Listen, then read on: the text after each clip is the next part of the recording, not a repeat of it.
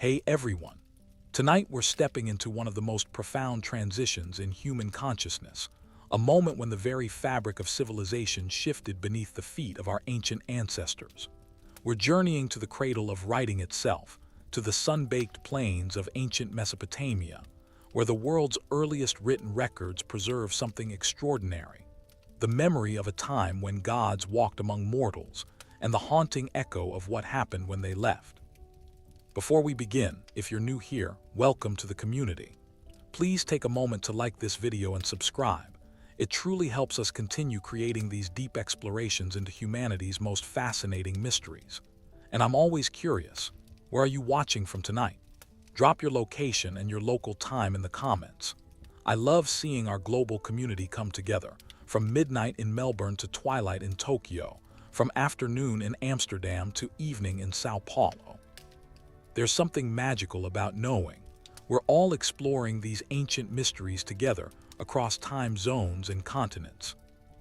Now get comfortable. Dim the lights, maybe turn on a fan for some white noise, settle into your favorite spot. Tonight's journey is going to take us through thousands of years, across multiple civilizations, and into some of the most misunderstood, yet utterly fascinating, evidence from the ancient world. Here's what makes tonight's topic so compelling. The Sumerians, who gave us the very first writing system around 3200 BCE, didn't just use their cuneiform tablets to record grain shipments and tax receipts. They preserved detailed accounts of a cosmological and social transformation that would reshape human civilization. Their texts speak of an era when divine beings governed cities directly, when kingship descended from heaven, when gods and humans interacted in ways that seem almost incomprehensible to us now. But more intriguingly, these same texts document what happened afterward: the transition, the departure, the fundamental change in how humanity related to the divine, to authority, to each other, and to their place in the cosmos. We're going to explore the actual evidence, the real translations from scholars who have dedicated their lives to reading these ancient clay tablets. We'll walk through the archaeological sites where these records were unearthed, examine what the texts actually say when we read them carefully and contextually, and yes, we'll address the elephant in the room. We'll debunk some of the wildly inaccurate interpretations that have flooded popular culture, the ancient astronaut theories, the mistranslations, the sensationalized claims that do a profound disservice to the actual wonder of what these texts reveal. Because here's the thing, the authentic story is far more interesting than the fabrications. When we understand what the Sumerians and their successors, the Akkadians, Babylonians, and Assyrians, were actually recording, when we grasp the theological, political, and psychological transformation they were documenting, we gain insight into one of humanity's most significant evolutionary moments: the transition from mythic consciousness to historical consciousness, from divine kingship to human administration, from a world where gods explained everything to a world where humans had to navigate existence with the uncomfortable awareness that they were, in many ways, on their own. So let's begin at the very beginning, in the land between two rivers, where civilization itself was born, and where humanity first learned to record its memories, its myths, and its transformation in the soft clay that would preserve them for millennia. To understand what changed when the gods departed, we first need to understand the world the Sumerians believed they inhabited, a cosmos teeming with divine presence, where every aspect of existence was governed by active, willful deities who were not distant abstractions but immediate, sometimes temperamental forces that demanded constant attention, ritual appeasement, and careful negotiation. The land of Sumer emerged in southern Mesopotamia, in what is now southern Iraq, around the 5th millennium BCE. By 3500 BCE, the Sumerian civilization was flourishing in cities like Uruk, Eridu, Lagash, and Nippur. These weren't just settlements, they were city-states, each dominated by a massive ziggurat temple complex, each dedicated to a particular deity who was understood to be that city's actual ruler and owner. Now let's be precise about what this meant. When we excavate these sites, and archaeologists have been working at places like since Leonard Woolley's famous excavations in the 1920s, at Uruk since the German teams began in 1912, at Nippur, where the University of Pennsylvania has conducted multiple expeditions since the 1880s, what we find is not metaphor. The temple wasn't just a place of worship. It was literally understood as the god's house, their earthly dwelling. The ziggurat itself, that massive stepped pyramid structure, was called in Sumerian Temenenkai, meaning house of the foundation of heaven and earth. These were the literal connection points between the divine and earthly realms. The Sumerian pantheon was vast and complex, with hundreds of deities arranged in a sophisticated hierarchy. At the top stood an Akkadian, Anu, whose name simply means heaven. He was the sky itself personified, the father of the gods, though by the time of most texts he had become somewhat remote, a king emeritus who had delegated most active governance. His authority had largely passed to Enlil, lord of the air, wind, and storm, whose temple mountain house, at Nippur was the religious center of all Sumer. Enlil was the executive authority of the cosmos, the one who made decisions, who decreed fates, who could bring both devastating floods and agricultural abundance. Then there was Enki, Akkadian, god of the sweet underground waters called the Abzu, lord of wisdom, magic, and crafts. Enki was the trickster, the problem solver, the god who gave humanity the arts of civilization. His city was Eridu, which Sumerian tradition held to be the first city ever created, the original point where kingship descended from heaven. Archaeological excavations at Tel Abu Sharin, ancient Eridu, by the Iraqi Department of Antiquities in the 1940s, and by Fuad Safar and Seton Lloyd revealed temple layers going back to the Ubaid period, around 5000 BCE, suggesting Eridu's claims to primordial antiquity had some archaeological basis. The goddess Inanna, Akkadian, Ishtar ruled from Uruk as goddess of love, war, fertility, and the planet Venus. Her mythology is among the most extensive we possess, and she represents something fascinating. A deity who crosses boundaries, who descends to the underworld, who takes lovers both divine and mortal, who demands and receives extraordinary devotion.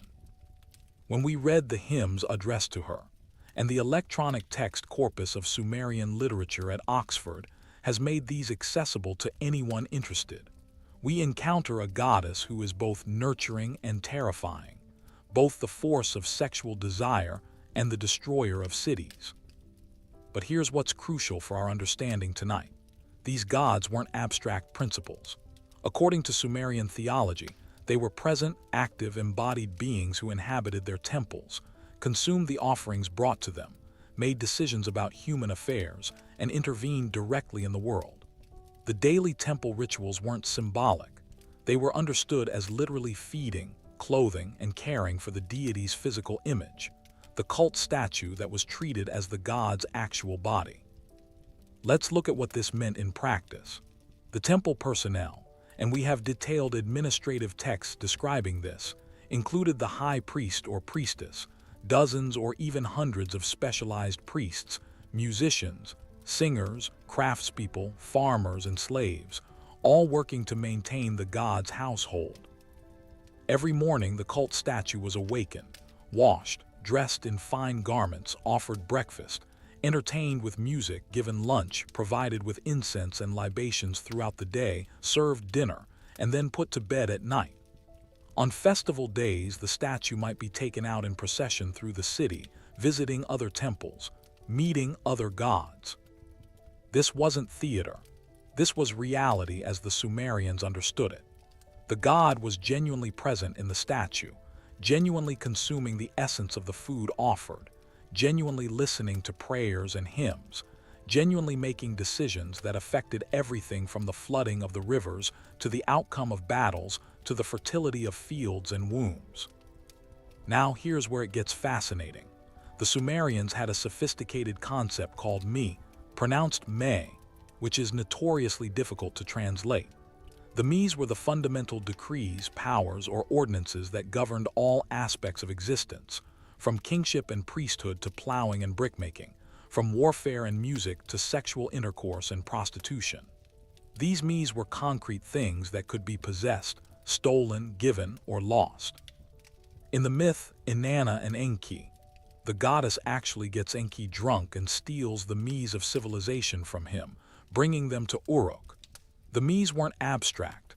They were the actual operating principles that made civilization function, and they were controlled by the gods. The Sumerian King List, a remarkable document compiled in various versions during the Ur-III period, circa 2100 BCE, but drawing on earlier traditions, begins with a simple, profound statement. When kingship was lowered from heaven, kingship was in Eridu.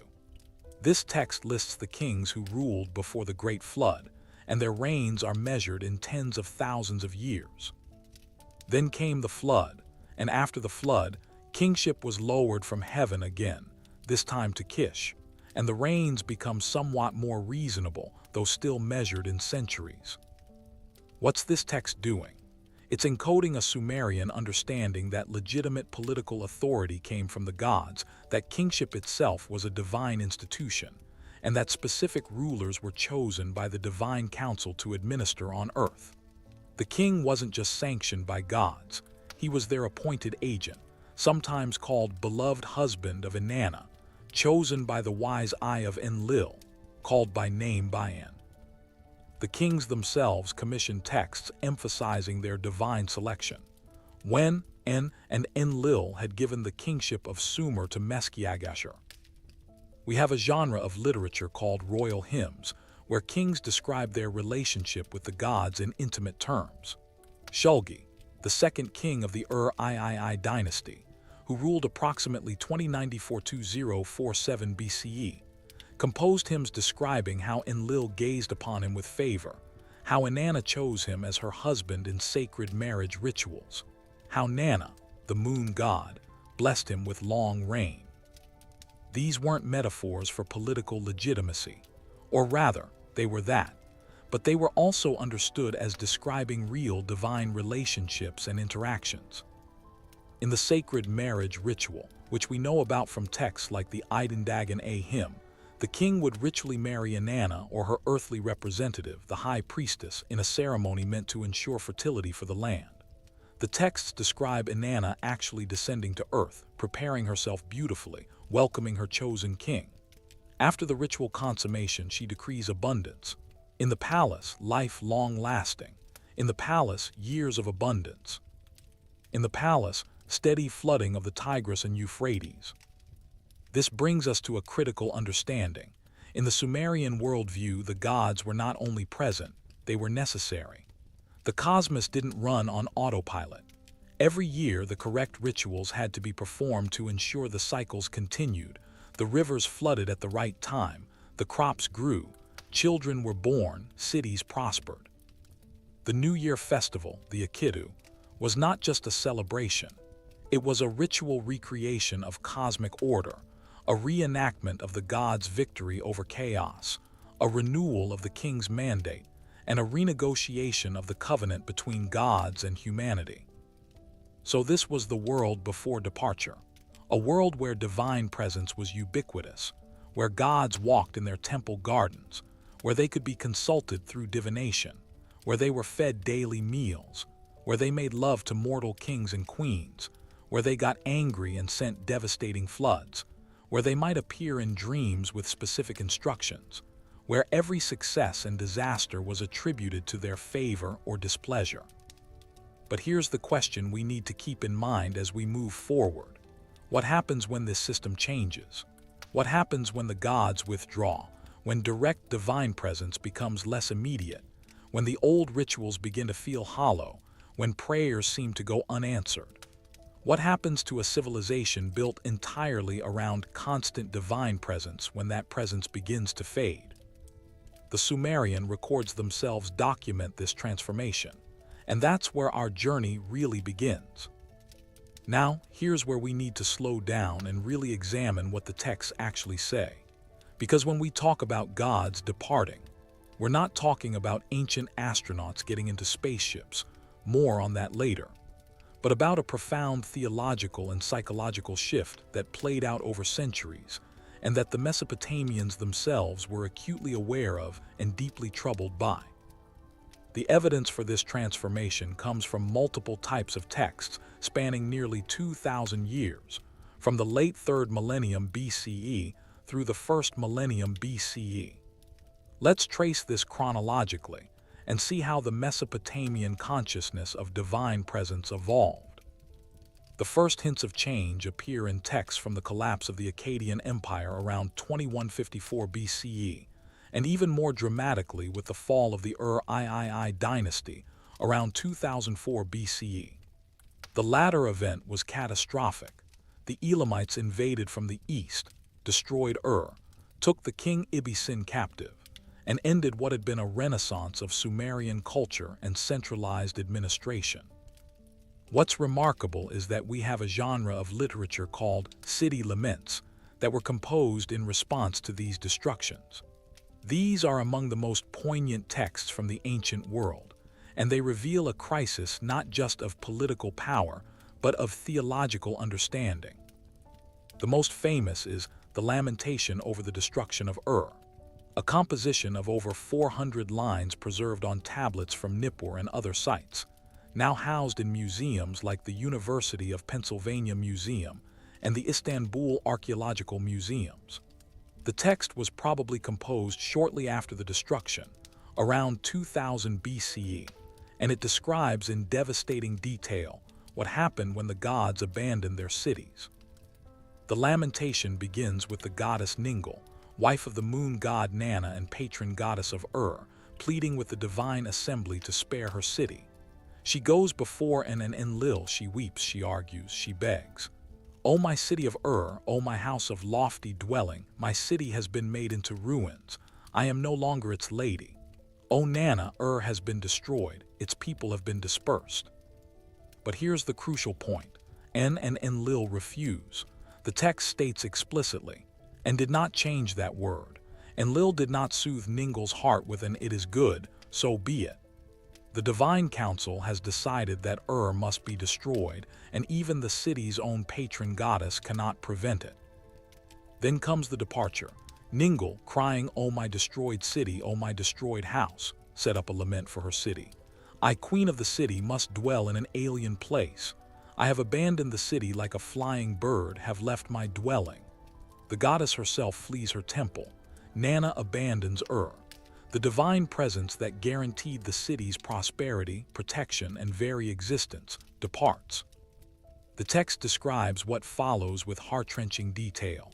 The storm ordered by Enlil in hate, the storm which wears away the country, covered Ur like a cloth, veiled it like a linen sheet. On that day the storm forced people to live in darkness. The people groaned. The storm immobilized them. The storm did not let them return. There was no return for them. The time of captivity did not pass. This isn't mythological time. This is historical memory. The destruction of Ur is archaeologically attested. When Leonard Woolley excavated the site in the 1920s and 1930s, he found evidence of the violent destruction, the burning, the collapse of the ziggurat's upper stages. The text is processing a real catastrophe through a theological lens, trying to understand how such a thing could happen. And the explanation is devastating. The gods chose to leave. They didn't just allow the destruction, they ordained it. More than that, they physically abandoned their temples, their cities, their peoples. The fundamental contract between gods and humans, that if humans maintained the rituals and temples, the gods would provide protection and prosperity, had been broken, but from the divine side. This theme recurs in other laments. The lamentation over the destruction of Sumer and Ur describes the same events on a wider scale. Enlil called the storm, the people groaned. He brought the storm of abundance away from the land, the people groaned. He brought a storm that annihilates the land, the people groaned. City after city is abandoned by its patron deity. Ninlil cried bitter tears over her city Tumul. Enki was worried about his city Eridug. Mother Ninhursag looked mournfully at her city Kesh. But we also have texts that suggest this wasn't a one-time event but an ongoing concern. Throughout the 2nd and 1st millennia BCE, Mesopotamian literature increasingly grapples with the hiddenness of the gods, the difficulty of understanding divine will, the problem of innocent suffering. The lamentation over the destruction of Nippur addresses the abandonment of Enlil's own city, the very center of Mesopotamian religion. The Lord abandoned the shrine Nippur. Father Enlil stayed away from the city for days counted in years. When even Nippur could be abandoned by its god, the implications were staggering. Now let's look at another type of evidence, the wisdom literature, particularly from the later periods. The text known as Ludlow Belnemeki, I will praise the Lord of wisdom, often called the Babylonian Job, dates to the Kassite period, perhaps 13th, 11th centuries BCE, and describes a righteous sufferer who cannot understand why the gods have afflicted him despite his piety. What's fascinating is the speaker's complaint. I called to my God, but he did not show his face. I prayed to my goddess, but she did not raise her head. The divine presence that was once reliably accessible through prayer and ritual has become uncertain, hidden, unresponsive. The sufferer describes his social collapse, his physical illness, his abandonment by friends, all while maintaining he has been scrupulously observant of all religious obligations. The text raises a profound theological problem. What seems good to oneself can be an offense to a god. What in one's own heart seems abominable can be good to one's God. Who can know the will of the gods in heaven? Who can understand the plans of the underworld gods?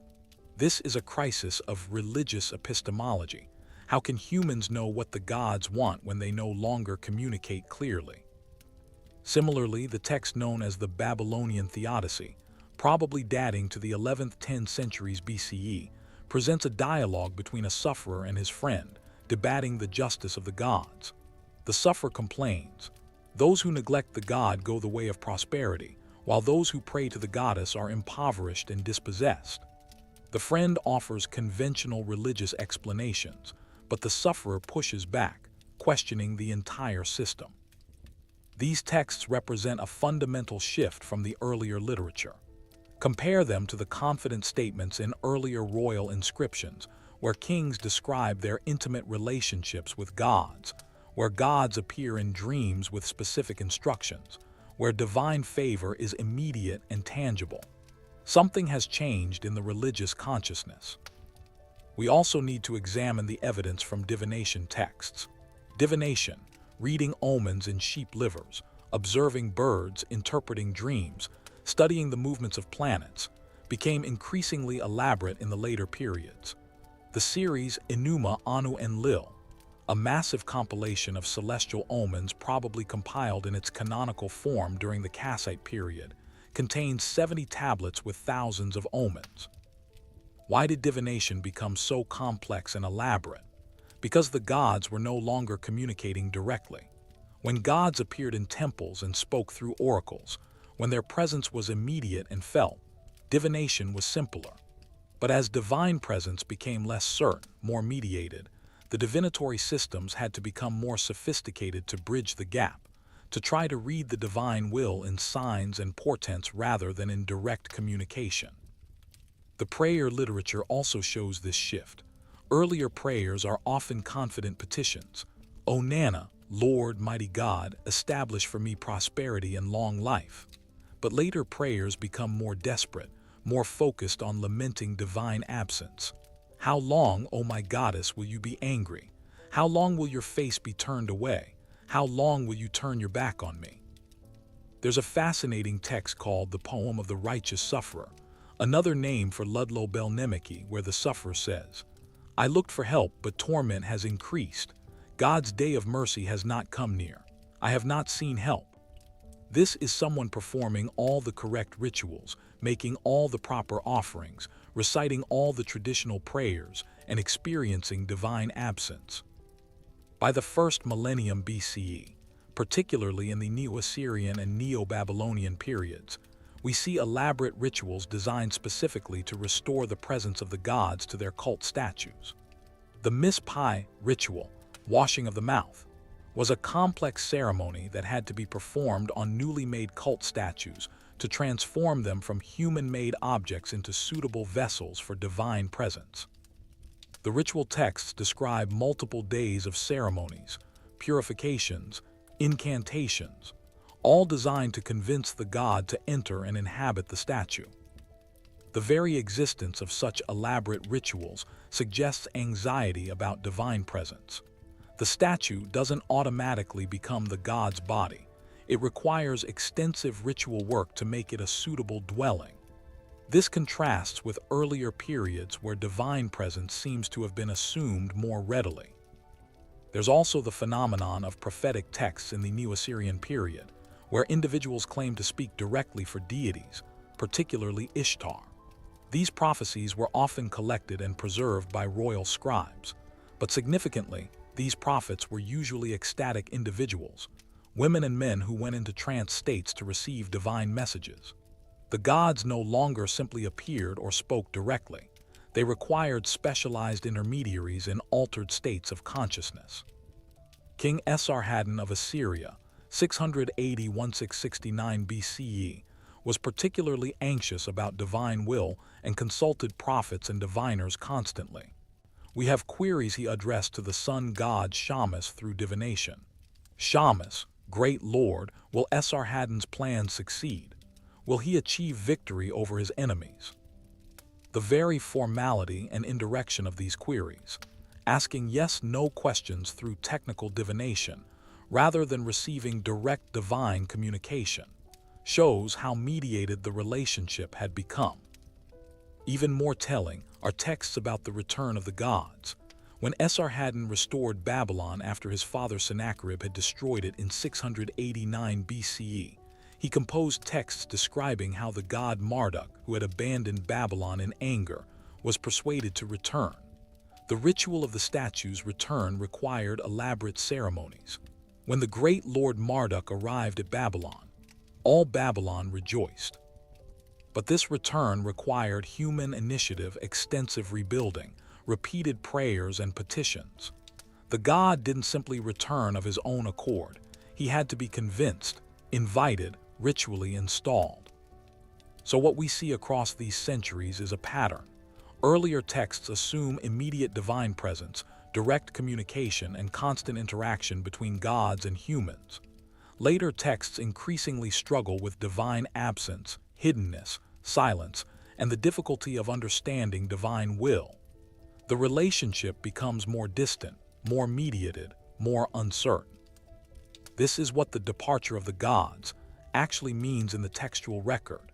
Not a single moment when beings boarded spacecraft, but a gradual theological and psychological transformation, where divine presence shifts from immediate and physical to mediated and mysterious, where the confident certainty of earlier periods gives way to anxious questioning, where elaborate systems of ritual and divination emerge to bridge the growing gap between human and divine.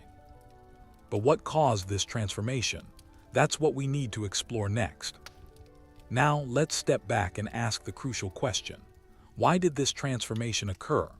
What historical, social, and cognitive factors drove the shift from a world of immediate divine presence to one of divine distance and mediation?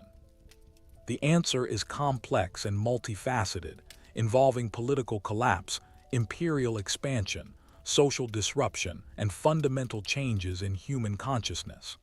Let's work through these systematically. First, there's the simple, brutal fact of political instability and catastrophic violence. The late 3rd millennium BCE saw the collapse of major centralized states: the Akkadian Empire around 2154 BCE, the Ur-III dynasty around 2004 BCE.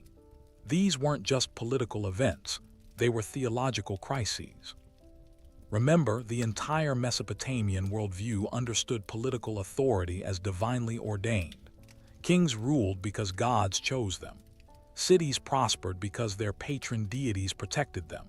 When those states collapsed, when cities were destroyed, when populations were killed or enslaved, the theological implications were devastating. If the gods had truly been present and protective, How could such catastrophes occur? The city laments we discussed earlier are attempts to process this cognitive dissonance. The solution they propose, that the gods chose to leave, that the divine council decided to destroy these cities, preserves divine power and agency, but at the cost of certainty about divine protection. If the gods could abandon even their own cities, even righteous people, then the fundamental contract was no longer reliable. Archaeological evidence supports the severity of these collapses. The destructions at Uruk, Nippur, and other major sites show extensive burning, wall destruction, and abandonment. Population declined significantly. The sophisticated administrative systems of the Ur-III period, we have thousands of tablets documenting their bureaucratic machinery, simply ceased to exist. The world became more dangerous, more uncertain, more chaotic. But there's more to it than political collapse. The second millennium BCE saw the rise of larger, more ethnically diverse empires.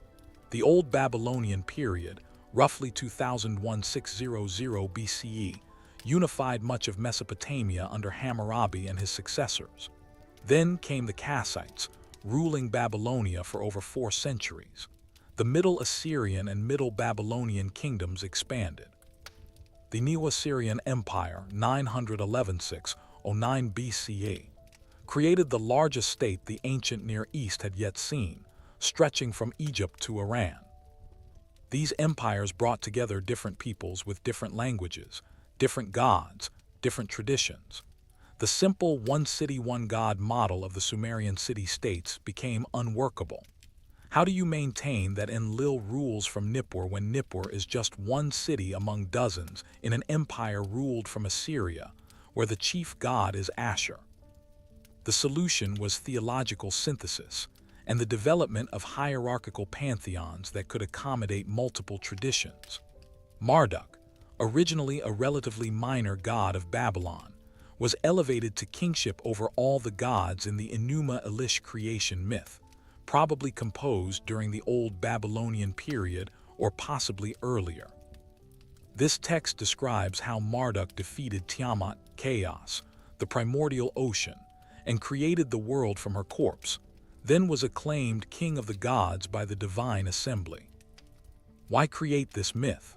Because Babylon needed to justify its political supremacy theologically.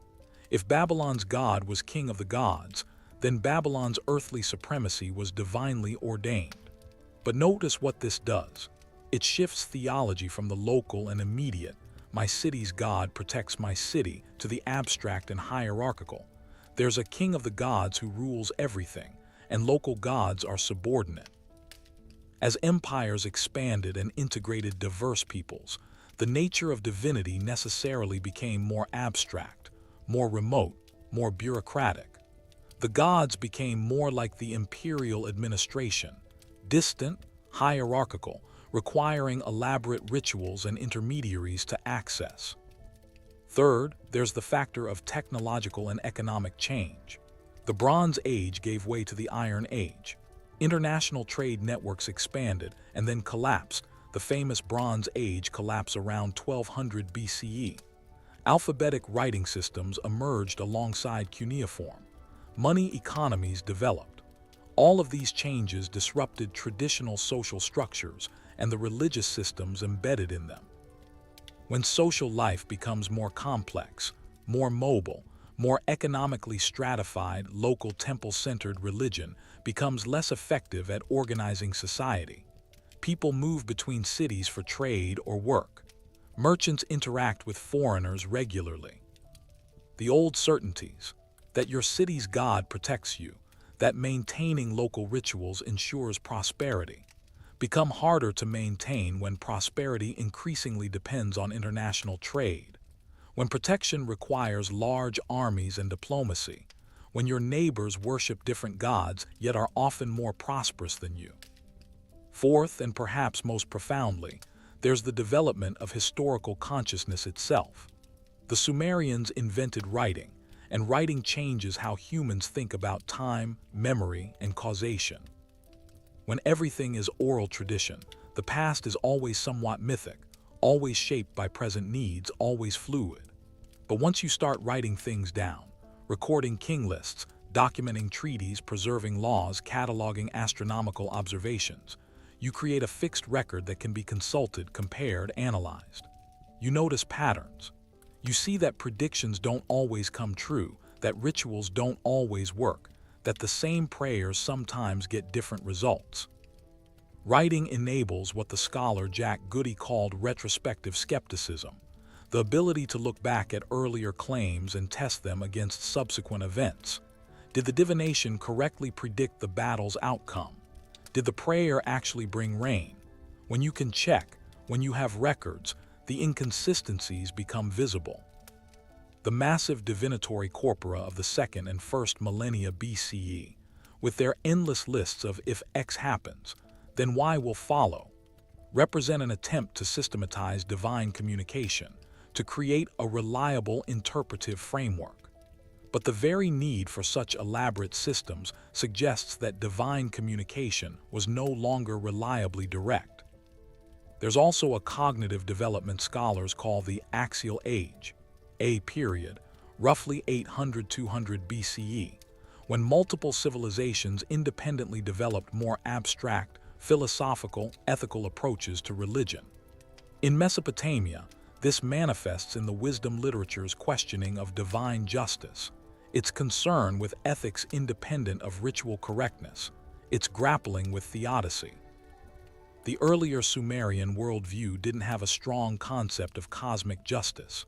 Bad things happened because gods were angry, or because demons attacked, or because you failed to perform the correct rituals. But increasingly, texts raise questions. Why do the wicked prosper? Why do the righteous suffer? Is there a moral order beyond divine caprice? These questions only make sense if divine presence has become less immediate. When gods walk among you and you can ask them directly why something happened, you don't develop elaborate philosophical theodicies. You develop those when the gods are distant and their justice is unclear. Fifth, there's the specialized development of priestcraft itself. As religious systems became more elaborate, the priests who maintained them became more specialized, more educated, more separate from ordinary people. This created a class of religious professionals who mediated between humans and gods. In the earliest Sumerian cities, the temple and the city were essentially the same thing. Everyone worked for the god's household in some capacity. But as states became larger and more complex, priesthood became a specialized profession requiring extensive training in languages. Sumerian remained a scholarly language long after it ceased to be spoken. Ritual procedures, divination techniques, astronomical observation, and textual interpretation. This specialization meant that access to the gods became increasingly mediated through experts. You couldn't just go talk to your god. You needed a priest to perform the correct ritual, a diviner to interpret the omens, a scribe to write the prayer correctly. The divine became more distant not because the gods literally left, but because the religious system itself created more layers between humans and the divine. Sixth, we should consider the psychological impact of repeated trauma. Mesopotamian civilization endured waves of conquest, destruction, deportation, and imperial domination. The Assyrians were particularly brutal. Their own royal inscriptions boast of destroying cities, impaling captives, deporting entire populations. The texts from this period drip with anxiety and trauma. When people experience repeated, overwhelming trauma, their psychological relationship with protective figures changes. If your divine protector repeatedly fails to protect you, cognitive dissonance emerges. Either the gods are not powerful, unthinkable in Mesopotamian theology, or they choose not to protect you, terrifying but theologically manageable, or they have withdrawn their presence, painful but explicable. The lament literature consistently chooses the third option. The gods haven't lost power, they've chosen to withdraw. This preserves divine sovereignty while explaining divine absence. But it also means the religious relationship becomes based on anxiety and uncertainty rather than confidence and trust. Seventh, there's a factor we might call the problem of scale. In a small Sumerian city-state of a few thousand people, where the temple dominated the city center, where everyone participated in the major festivals, where the king might be personally known to many citizens, divine presence could feel immediate and real. The entire community participated in maintaining the god's household. But in vast empires of hundreds of thousands or millions of people, that intimacy becomes impossible. The king is a distant figure. The great temple is in some other city. Religion becomes administered through bureaucratic structures. Divine presence becomes something you hear about rather than experience directly. Finally, we should acknowledge that the departure of the gods wasn't a universal experience or a simple linear development. Throughout the first millennium BCE, even as philosophical and theological sophistication increased, traditional rituals continued. Temples still operated, priests still performed daily services for cult statues, festivals still occurred. But these increasingly coexisted with texts questioning the effectiveness of such rituals, with wisdom literature grappling with divine hiddenness, with individuals seeking more personal religious experiences through prayer, devotion, and eventually, in some cases, mystery religions. What we're seeing is not the gods literally leaving, but the transformation of religious consciousness, from naive immediacy to reflective distance, from confident certainty to anxious questioning, from mythic participation to historical observation. The gods departed, in the sense that the experienced reality of divine presence shifted fundamentally for large portions of the population, even as the institutional structures remained. This transformation wasn't unique to Mesopotamia. Scholars have noted similar patterns in ancient Egypt, the shift from confident cosmic order in the Old Kingdom to the troubled theodicies of the Middle Kingdom wisdom literature. In ancient Israel, compare the confident divine presence in early texts to the laments in Psalms about God's hiddenness. And in ancient Greece, the development of philosophical skepticism alongside traditional Olympian religion. But Mesopotamia's transformation is particularly well documented because of the sheer volume of texts preserved. We can trace this shift in detail, watching as the confident early Sumerian worldview slowly gives way to something more complex, more troubled, and in many ways more modern, a world where humans must navigate existence with less divine intervention, where meaning must be created rather than simply received, where the cosmos is less responsive to human needs and desires. And that brings us to what happened to humanity in the wake of this departure, how civilization, governance, ethics, and consciousness itself had to reorganize without the constant, immediate divine presence that had previously structured everything. So what happened to humanity after the gods departed, or rather, after the experienced reality of divine presence shifted so fundamentally? How did Mesopotamian civilization reorganize itself? What changed in how humans understood their place in the cosmos, their relationships with each other, their political structures, their ethical systems? The transformations were profound and far-reaching, and in many ways, they created the foundations of the world we still inhabit today. Let's explore this systematically. Political transformation, from divine kingship to human administration.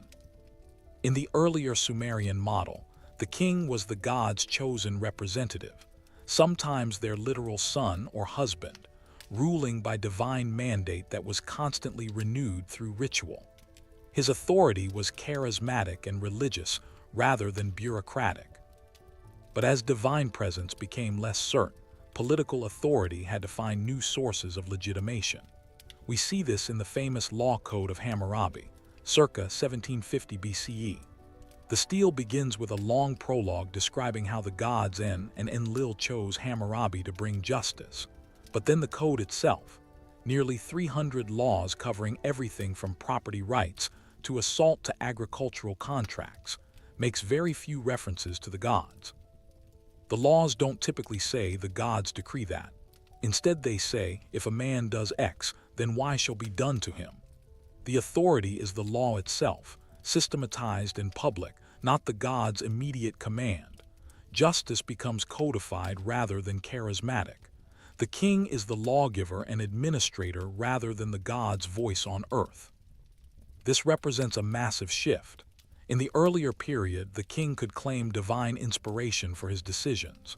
Now, the king must operate within a legal framework, and that framework is public, written, and can be appealed to by anyone. Hammurabi's code was displayed on a stone stele in the temple. It was meant to be accessible, at least to the literate elite, not kept secret as divine mystery. The Neo-Assyrian and Neo-Babylonian empires took this further. They developed sophisticated bureaucracies with clearly defined offices, chains of command, written procedures, and archives of administrative documents. Governance became systematized and routinized. You didn't need divine revelation to run a province.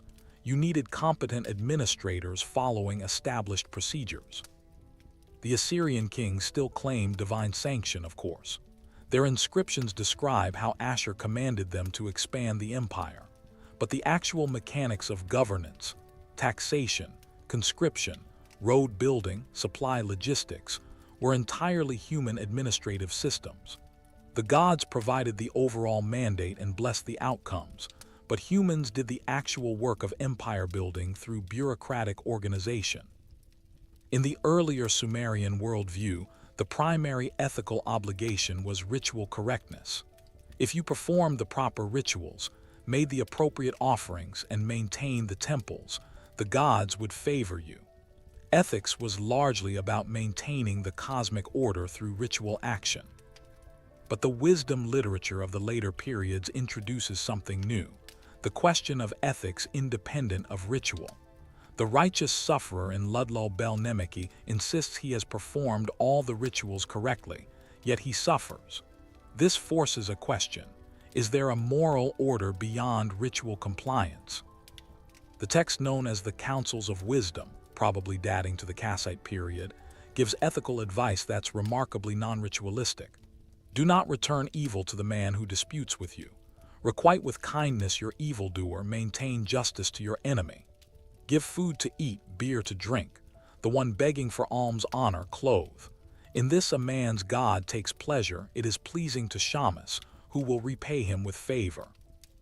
This is a different kind of ethics, focused on how you treat other people, on mercy and kindness and justice, not primarily on whether you perform the temple rituals correctly. It emerges from the crisis of divine absence. If the gods are distant and their will unclear, humans need ethical principles they can understand and apply themselves. Similarly, the Babylonian theodicy grapples with justice as a cosmic principle rather than merely divine whim. If the gods can abandon even the righteous, then humans need to develop concepts of justice, fairness, and ethics that they can rely on even when divine favor is uncertain.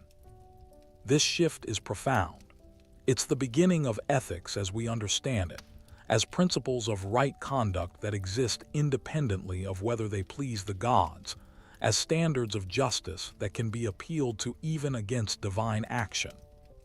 As temple-centered religion became more bureaucratic and less immediately satisfying, new forms of personal piety emerged.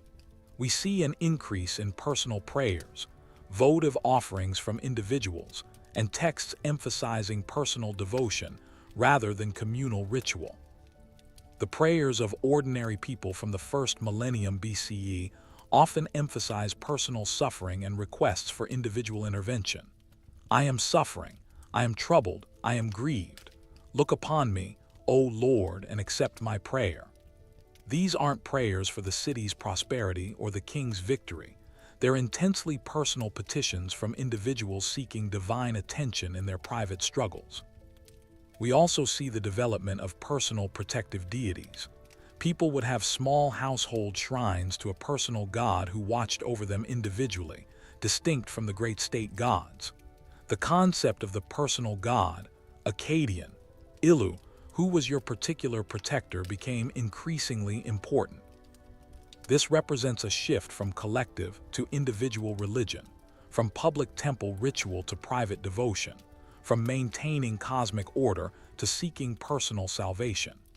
It's a pattern we see in other civilizations during the same period, the development of more individualized, internalized religion in response to the inadequacy of traditional collective ritual.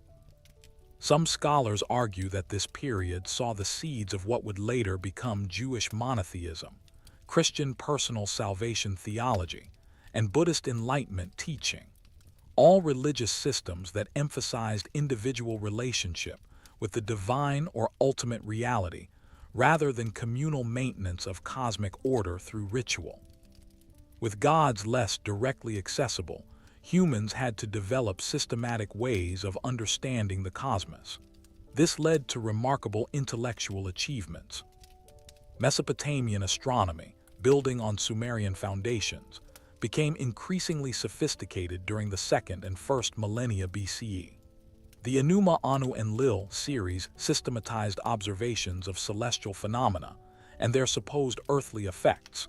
By the Neo-Babylonian and Persian periods, Mesopotamian astronomers were making precise calculations of lunar cycles, planetary movements, and eclipse predictions.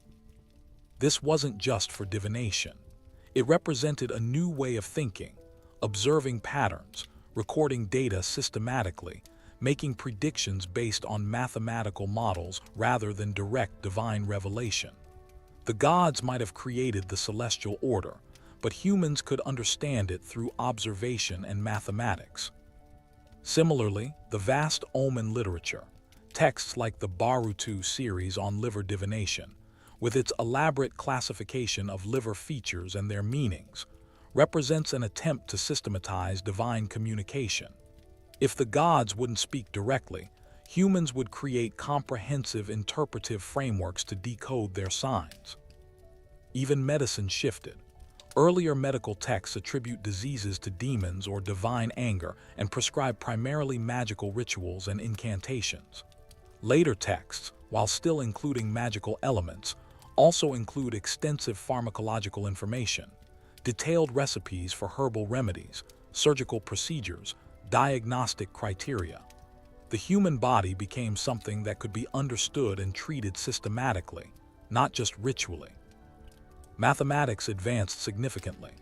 The Mesopotamians developed sophisticated calculation techniques, including a place value number system, base 60, which we still use for time and angles, extensive multiplication tables, methods for calculating areas and volumes, and even approximate solutions to what we would call algebraic equations. These weren't primarily religious tools. They were practical mathematics for administration, trade, architecture, and astronomy. In the early Sumerian city-states, identity was primarily collective. You were a member of your temple household, your city, your extended family. Individual identity was less emphasized. But the disruptions of the late 3rd and 2nd millennia BCE, the collapses, conquests, deportations, and imperial expansions, broke down many traditional collective structures. People became more mobile, more economically independent, more individually responsible for their fates. We see this in the development of individual property rights, more complex contract law, the rise of private merchants and entrepreneurs, and the increasing emphasis on personal agency in literature. The wisdom texts increasingly address the individual. You must choose righteousness.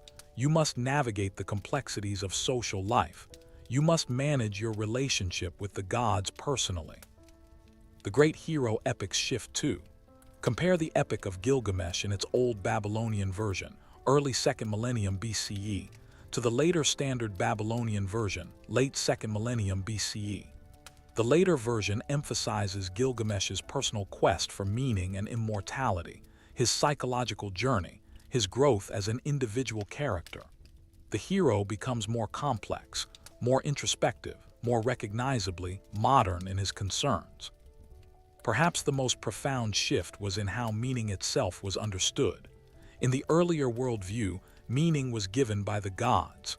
Your place in the cosmos, your role in society, the purpose of your life, all were defined by the divine order. You maintained that order through ritual and received your identity and meaning from it. But when divine presence becomes uncertain, when traditional rituals seem less effective, when the old certainties collapse, meaning becomes something humans must create or discover rather than simply receive. This is simultaneously liberating and terrifying. The wisdom literature grapples with this. If the gods are hidden, if their justice is unclear, if ritual compliance doesn't guarantee prosperity, then how do you live?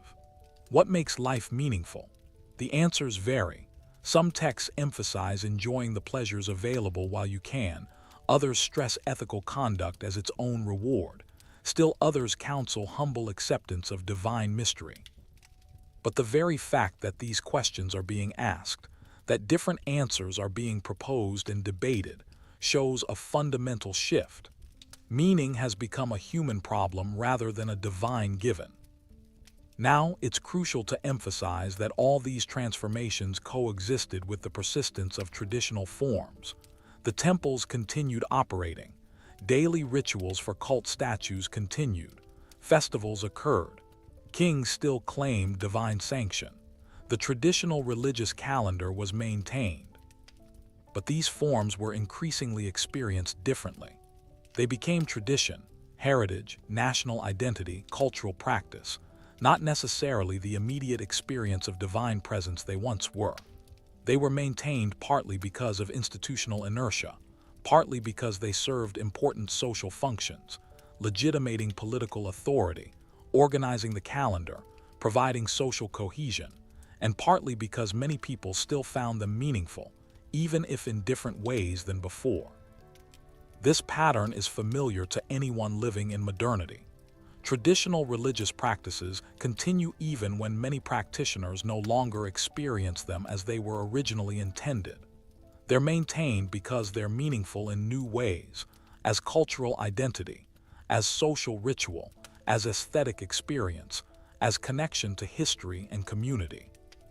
The Mesopotamians were among the first civilizations to navigate this tension between traditional forms and transformed experience, between inherited religion and personal spiritual quest, between collective ritual and individual meaning-making. In this sense, they pioneered the condition we still inhabit, religious modernity, where belief and practice are no longer simple or unified but complex, contested, and deeply personal. What's remarkable is that we can see some of these transformations archaeologically. The temples of the first millennium BCE are often more monumental than earlier ones. The ziggurats are rebuilt larger, the temple complexes more elaborate, the rituals more spectacular. This is sometimes interpreted as compensation.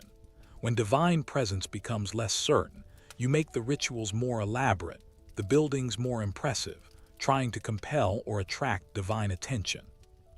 We also see changes in domestic architecture and material culture. Household shrines become more common, suggesting increased private religious practice. Amulets and apotropaic protective figurines proliferate, individuals seeking personal protection through material objects, since collective temple rituals seem less reliably protective. The development of extensive archives. At sites like Nineveh, where Ashurbanipal's library contained over 30,000 tablets covering everything from literature to omen texts to medical treatises, shows the valorization of written knowledge, of systematized information, of human intellectual achievement independent of direct divine revelation. In short, humanity after the departure of the gods became more self-reliant, more systematic, more individualistic, more intellectually ambitious, and more anxiously uncertain, all at once. They pioneered a way of being human that emphasized personal agency, ethical principle, systematic knowledge, and individual meaning-making in a cosmos that no longer seemed reliably responsive to human needs and desires. This was their gift to us, the template for navigating existence in a world where the divine is present but hidden, where meaning must be created as much as discovered, where humans must take responsibility for organizing their social world, because the gods are no longer doing it for them. Now we need to address the elephant in the room, or rather, the spaceship in the ziggurat.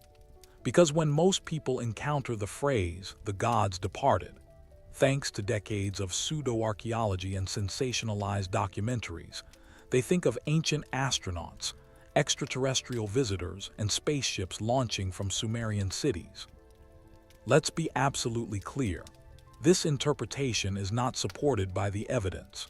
It's based on mistranslations, deceptive presentations, cherry-picked quotations taken out of context, and fundamental misunderstandings, sometimes willful, of how ancient languages, texts, and cultures actually worked. The primary popularizer of this theory was Zecharia Sitchin, whose Earth Chronicles series, beginning with the 12th planet in 1976, has sold millions of copies and spawned countless imitators. Sitchin claimed that Sumerian texts described a planet called Nibiru, inhabited by advanced aliens called the Anunnaki who came to Earth, genetically engineered humans as slave labor to mine gold, and whose departure explains various mythological themes. This sounds exciting. It's been endlessly repeated on shows like Ancient Aliens. It's become part of popular culture, but it's completely wrong and demonstrably so. Sitchin claimed to have translated Sumerian texts himself, presenting what he called revolutionary new interpretations. But here's the problem. Sitchin's translations don't match what the texts actually say, and this has been pointed out repeatedly by actual scholars of Sumerian. Let's take a specific example. Sitchin claimed the Sumerian word Anunnaki, which appears frequently in texts, meant those who from heaven to earth came, interpreting this as describing space travelers. This is etymologically nonsensical. The word Anunnaki is Akkadian, not Sumerian, though it appears in Sumerian texts as a loan word. It comes from the Akkadian Anunnaku, which is derived from Anu, the sky god, plus the suffix naku, which indicates group or progeny. The Anunnaki were simply the offspring of an, or those of princely seed. It was a collective term for the great gods, particularly the elder deities who decided fates in the underworld. There's nothing about coming from heaven to earth in the etymology. In Sumerian context, the term is written Anunna or Anunnaki Forni, meaning the princely offspring or those of the royal princely seed. These were the great gods of the pantheon, Enlil, Enki, Ninurta, and others. They weren't extraterrestrials, they were deities in the Mesopotamian religious system. Dr. Michael Heiser, a scholar with a PhD in Hebrew Bible and Semitic languages, spent considerable effort debunking Sitchin's work. In his book, The Facade, and on his website, Heiser systematically went through Sitchin's claims and showed how virtually every translation was either inaccurate or taken wildly out of context. For instance, Sitchin claimed that the Sumerian word mu, which appears in the Epic of Gilgamesh, meant rocket ship or spacecraft. In fact, mu in Sumerian means name or sometimes reputation or renown. When the text says Gilgamesh wants to establish his mu, it means he wants to make a name for himself, to achieve fame, not build a rocket. Similarly, Sitchin mistranslated numerous technical terms. He claimed that references to weapons or divine auras, the Sumerian term milam refers to a terrifying divine radiance, were actually describing technological devices. But we have extensive evidence of what these terms meant to the Mesopotamians themselves, from how they're used in multiple contexts, how they're explained in lexical lists, ancient dictionaries, and how they're depicted in art. Sitchin claimed there was a planet called Nibiru in the Sumerian astronomical system, that it had an eccentric orbit bringing it near Earth every 3,600 years, and that this was the home of the Anunnaki. The word Nibiru does appear in Mesopotamian astronomical texts, but it doesn't mean what Sitchin claimed. In the Enuma Elish creation myth, Nibiru is a name given to the planet Jupiter, or possibly a bright star or the celestial equator. Scholars debate this. The word can mean crossing point or ferry. It's not a mysterious 10th planet or a spaceship. Astronomically, Sitchin's proposed Nibiru orbit is impossible. A planet with the orbit he described would either be ejected from the solar system or would cause obvious perturbations in the orbits of other planets that we don't observe. Professional astronomers have repeatedly debunked this claim. Moreover, the Mesopotamians were expert astronomers who tracked 5 visible planets: Mercury, Venus, Mars, Jupiter, Saturn, along with the Sun and Moon. They had sophisticated mathematical models of planetary motion. If there were an additional planet visible every 3,600 years, they would have recorded it systematically, and they didn't. Sitchin claimed that Sumerian texts described the genetic engineering of humans by combining Anunnaki DNA with that of primitive hominids. He pointed to creation myths like the Atrahasis epic as evidence. Let's look at what the Atrahasis epic actually says. Composed in Old Babylonian times, the text describes how the gods created humans to do agricultural labor because the junior gods were complaining about their workload. The goddess Nintu, also called Beletili or Mami, creates humans by mixing clay with the blood of a slain god, specifically Wiilu, a god who has personality or intelligence. Here's the relevant section in a scholarly translation. Let them slay one god, and let the gods be cleansed by immersion. With his flesh and blood let Nintu mix clay, that god and man may be thoroughly mixed in the clay. From the flesh of the god let a spirit remain, let it make the living know its sign, lest he be allowed to be forgotten. The spirit remains. This is clearly a mythological explanation for human nature. We have intelligence and personality because we're made partly from divine substance, the god's blood mixed with clay. It's theology, not a description of genetic engineering. The text says nothing about DNA, chromosomes, laboratory procedures, or combining different species. It's using the conceptual vocabulary of ancient Mesopotamian culture: gods, blood, clay, divine essence, not modern biological concepts. Reading genetic engineering into this is anachronistic projection, not interpretation. Sitchin claimed humans were created as slaves to mine gold for the Anunnaki. This claim is based on a complete misunderstanding of the texts. The Atrahasis epic says humans were created to do agricultural work, to dig irrigation canals, to carry baskets, to till fields. The text specifically describes agricultural labor. Let man assume the drudgery of the god. They, the gods, imposed the task on man and freed themselves. Man took over the burden of the gods. There's nothing about mining gold, nothing about extracting precious metals to send to another planet. The text is about explaining why humans do agricultural labor. It's an agricultural society's mythological justification for the backbreaking work of Mesopotamian farming. Moreover, gold wasn't particularly important in early Mesopotamian civilization. Silver was actually the more valuable metal for most purposes. The texts that Sitchin cites don't emphasize gold mining because that wasn't a major concern of Mesopotamian civilization. Beyond specific mistranslations, Sitchin's entire methodology was flawed. He would take terms from texts spanning different periods, cultures, and languages: Sumerian, Akkadian, Hebrew, strip them of their contexts, reinterpret them through a modern technological lens, and weave them into a narrative that the texts themselves don't support.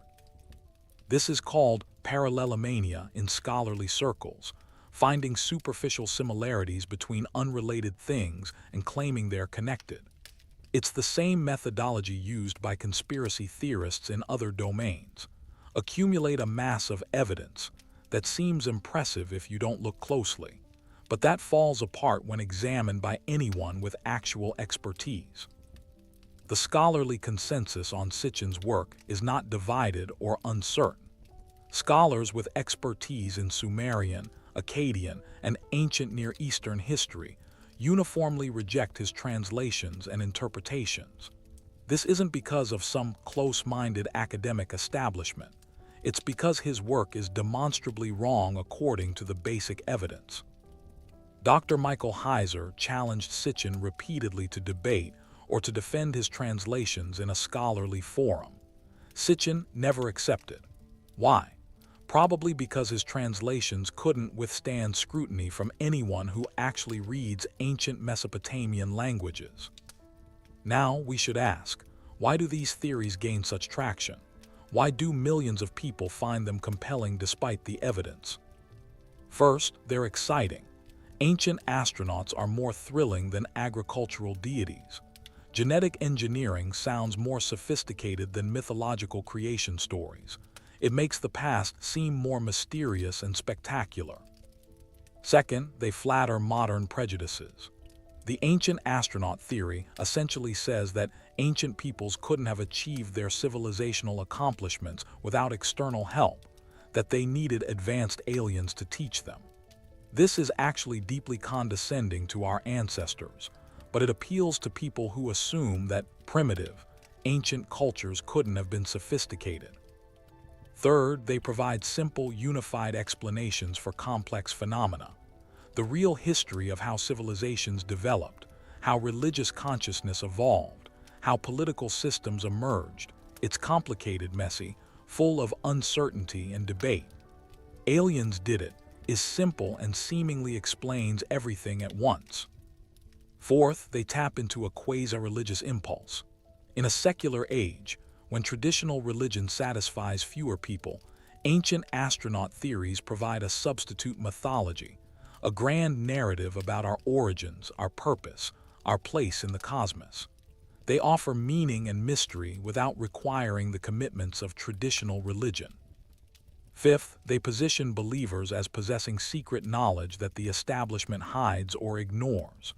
This is appealing psychologically. It makes you feel special, enlightened, part of an in-group that sees the truth others miss.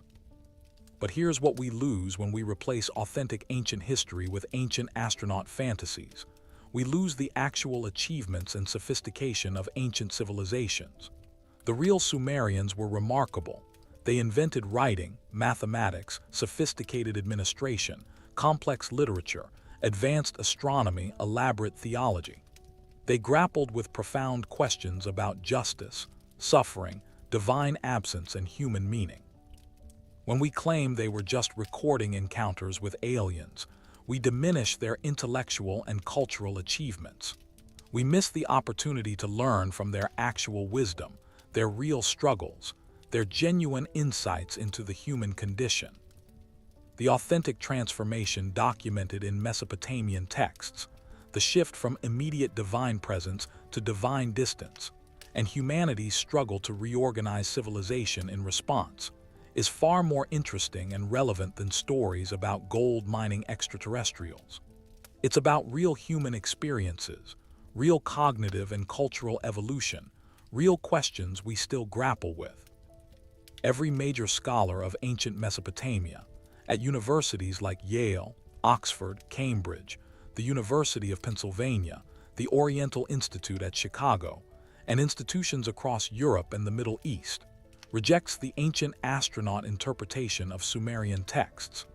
These are scholars who read Sumerian and Akkadian fluently, who work with the original clay tablets, who understand the cultural and historical contexts. The electronic text corpus of Sumerian literature, ETCSL, maintained by Oxford University, has made accurate scholarly translations of hundreds of Sumerian texts freely available online. Anyone can read them and see what they actually say. Similarly, the Cuneiform Digital Library Initiative, CDLI, hosted by UCLA and the Max Planck Institute, has digitized tens of thousands of cuneiform tablets with transliterations and translations. The evidence is accessible. When you read these texts in accurate translations, in their full contexts, understanding the genres and conventions and cultural backgrounds, the ancient astronaut interpretation simply isn't supported. The texts describe gods, myths, rituals, history, administration, and theology, not extraterrestrial contact. So please be skeptical of sensationalized claims. Seek out actual scholarly sources. Read the texts themselves in scholarly translations. The authentic ancient world is fascinating enough without the inventions of pseudo-archaeology. The real story, of how divine presence shifted, how humanity adapted, how civilization was transformed. That story is worth understanding on its own terms, without the distorting lens of modern fantasies projected backward onto ancient clay. So we've journeyed through thousands of years, from the confident divine presence of early Sumerian civilization through the traumatic transformations of collapses and conquests, to a world where the gods had become distant and humans had to navigate existence with new tools, systematic thought, codified law, personal ethics, individual meaning-making. We've seen how this wasn't a simple story of gods leaving, but a complex transformation of religious consciousness, social organization, political authority, and human self-understanding. And we've debunked the sensationalized misinterpretations that obscure the authentic wonder of what actually happened. But what does this ancient transformation mean for us? Why does this matter beyond historical curiosity? First, the Mesopotamians gave us a template for navigating the condition we still inhabit. We live in what Charles Taylor called a secular, meaning that everyone is atheist, but that religious belief is no longer default, automatic, or universally shared. Divine presence, for many people, is no longer experienced as immediate and certain. Traditional religious forms persist but are often experienced differently than in the past. This is the condition the Mesopotamians pioneered. They showed us how to maintain civilization when divine presence becomes uncertain, through systematized law rather than charismatic divine command, through ethical principles rather than only ritual correctness, through individual meaning-making rather than only collective ritual. Their wisdom literature grapples with questions we still ask. Why do bad things happen to good people? How do we live meaningfully when the cosmos seems indifferent? What grounds ethics if divine will is unclear? These aren't just ancient questions. They're existential questions that became urgent when divine presence shifted, and they remain urgent today. Second, this story shows us the value of understanding authentic history rather than sensationalized fantasies. The real transformation, documented in thousands of texts, visible in archaeological evidence, analyzed by generations of scholars, is more interesting, more relevant, and more valuable than stories about ancient astronauts. When we understand what the Mesopotamians actually experienced and recorded, we gain insight into fundamental human experiences, trauma and resilience, the loss of certainty, and the creation of new meaning, the persistence of traditional forms alongside transformed consciousness, the tension between collective identity and individual agency. These are universal human experiences. The Mesopotamians were among the first to document them systematically, to grapple with them intellectually, to create cultural forms to manage them. Their wisdom is available to us, but only if we read what they actually wrote rather than what we imagine they wrote. Third, the Mesopotamian transformation shows us the development of critical thinking itself. The shift from accepting divine explanations uncritically to questioning, analyzing, seeking systematic understanding. This is the birth of what we might call the critical impulse. When the gods were immediately present and there was clear, critical thinking was less necessary. But when divine presence became uncertain, when prayers went unanswered, when traditional explanations seemed inadequate, humans had to develop new cognitive tools: observation, pattern recognition, logical analysis, systematic testing. The elaborate omen texts, the sophisticated astronomy, the complex mathematics, the wisdom literature's ethical debates. These represent humanity learning to think critically, to seek understanding through observation and reason rather than only through divine revelation. This is the foundation of all subsequent scientific and philosophical development. The Mesopotamians didn't have the scientific method as we understand it, but they pioneered the cognitive shift that made it possible. From accepting traditional explanations to questioning them, from assuming divine causes to seeking natural patterns. Fourth, the Mesopotamian experience shows us that meaning-making persists even when traditional sources of meaning become uncertain. When the gods withdrew, when the old certainties collapsed, the Mesopotamians didn't simply despair. They created new sources of meaning. They found meaning in ethical conduct, in family relationships, in professional accomplishment, in intellectual achievement, in aesthetic experience, in personal devotion. They maintained traditional rituals partly because they remained meaningful in new ways, as cultural heritage, as social bonding, as aesthetic experience, as connection to the past. This shows us something important. Meaning isn't something that exists only when divinely guaranteed. Humans are meaning-making creatures who will create significance and value even in uncertain circumstances. This is both the burden and the gift of human consciousness. We must create meaning, but we can create meaning. Fifth, this story raises questions about progress. Did civilization advance when the gods departed? In some ways, yes. Systematic thought developed, law became codified, ethics became more sophisticated, individual agency increased. But in other ways, something was lost. The naive certainty, the felt sense of cosmic order, the experience of immediate divine presence. The lament literature expresses real loss and grief. The anxiety of the later texts is genuine. People experience this transformation as traumatic, even as it enabled certain kinds of development. This suggests that historical change isn't simply progress from worse to better or decline from golden age to decadence. It's complex transformation where gains in some areas coexist with losses in others. The Mesopotamians help us see this complexity, to appreciate both what was gained and what was lost in this fundamental shift in human consciousness. Finally, this story shows us the continuity of human experience across thousands of years. The Mesopotamians lived in a radically different material world than ours. No electricity, no internet, no industrial technology. But their psychological, emotional, and existential experiences were remarkably similar to ours.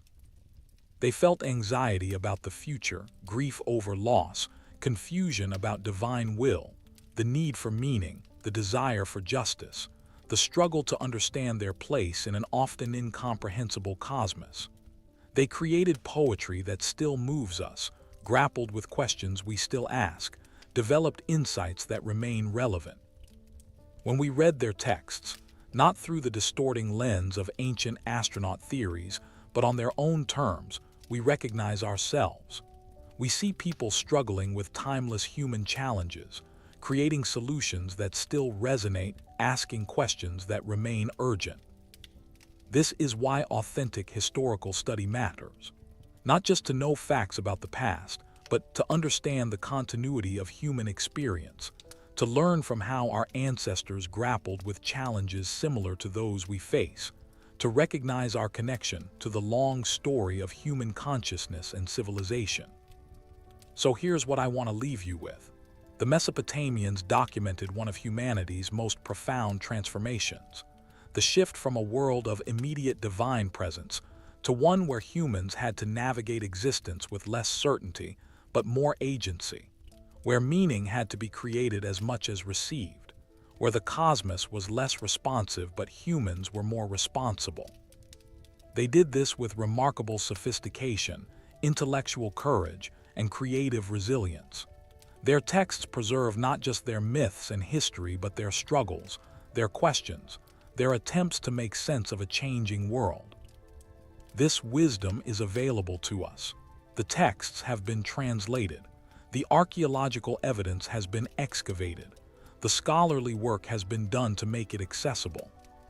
But we have to be willing to engage with the authentic evidence rather than the sensationalized fantasies. We have to read what the texts actually say, understand the contexts, appreciate the sophistication of these ancient civilizations. When we do that, when we take the Mesopotamians seriously as thinkers, as witnesses, as human beings grappling with profound questions, we gain something far more valuable than stories about ancient astronauts. We gain connection to the long human story, insight into timeless questions, and perhaps some wisdom for navigating our own uncertain times. The gods may have departed, in the sense that the felt certainty of divine presence shifted, but humanity persisted, adapted, created new forms of meaning and organization, and left us a record of how they did it. That record is a gift. Let's treat it with the respect, attention, and intellectual seriousness it deserves.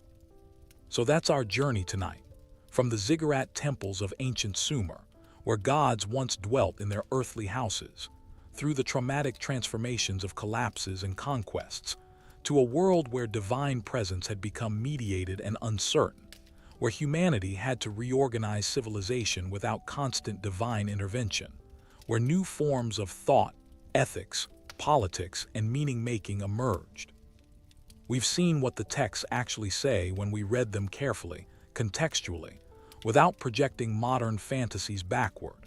We've understood the sophisticated theology, the complex mythology, the profound questions that the Mesopotamians grappled with. We've debunked the mistranslations and misinterpretations that obscure the authentic wonder of these ancient records. And we've recognized that their story is, in many ways, our story. The ongoing human negotiation between certainty and doubt, tradition and innovation, collective meaning and individual quest, the inherited past and the created future. Thank you for joining me on this exploration. If you found this fascinating, please like the video, subscribe to the channel, and share your thoughts in the comments. I'm particularly curious. What aspect of this transformation do you find most interesting? The theological shift, the political changes, the development of critical thinking, the wisdom literature's ethical questions? Let me know where you're watching from and what resonates with you. What remains most striking at the beginning of the record is not a story, but a formula. On the earliest surviving copies of the Sumerian king list, the text does not open with genealogy or conquest. It opens with a statement of transfer. Kingship, it says, was lowered from heaven. The phrase is brief, standardized, and written without elaboration. It is treated as a condition that already exists by the time writing begins, not as an event requiring explanation. The tablets that preserve this line come from places where writing itself was being organized into archives. At Nippur, a city that would later function as a religious and administrative center, fragments of the king list were copied and recopied across centuries. At Larsa, similar versions appear, adjusted slightly in names and order, but not in structure. The consistency of the opening line across regions suggests that it was not a poetic flourish but a recognized administrative premise. It establishes jurisdiction before it establishes rulers. In these texts, kingship is not described as something invented by humans or seized by force. It is treated as an office that exists independently of any individual king. The language implies movement, not creation. Kingship descends. It arrives already formed. The verb used does not suggest persuasion or struggle, only placement. Authority is positioned onto the earth, and only then do human names follow. The list proceeds with an economy of language that resembles accounting rather than narrative. Each entry consists of a city, a ruler, and a length of reign. There are no descriptions of character, no battles, no moral judgments. Time itself becomes the primary measure of legitimacy. Some reigns last decades, others centuries, others far longer than later human lifespans would allow. The text does not pause to explain these durations. They are recorded as given, as though the scribe is copying from a source already considered valid. The earliest section of the king list groups these reigns under the heading before the flood. This division is not framed as mythic catastrophe, but as a chronological boundary. After the flood, the structure of the list continues, but the reigns shorten dramatically. The transition is marked but not explained. The text does not ask why kingship changes, it simply records that it does. What is notable is that kingship itself survives the flood intact. It does not disappear and re-emerge. It moves. The list states that after the flood, kingship was again lowered from heaven and established in a new city. Authority is portable. It relocates as cities rise and fall. The implication is that the institution precedes the settlement, not the other way around. The scribes who copied these lists did not present themselves as authors. Their work shows careful attention to sequence and order, even when local traditions conflicted. Some versions favor one city's prominence over another, but none remove the opening premise. Kingship remains external to humanity. Even when human rulers dominate the list, the origin of their authority is never reassigned. In administrative contexts, this framing has practical consequences. If kingship descends from elsewhere, then the king is not its owner, only its holder. His role is custodial. He reigns for a fixed span, measured and recorded, after which authority moves on. The list does not record abdications or revolutions. It records succession as a neutral process, governed by time rather than will. This treatment aligns with other early administrative texts from the same regions. Ration lists, labor assignments, and land grants often invoke divine authority not as narrative figures but as validating agents. The gods do not act within the documents, they authorize them. The king list functions in a similar way. It does not describe gods ruling directly, but it anchors human rule in a prior, external order.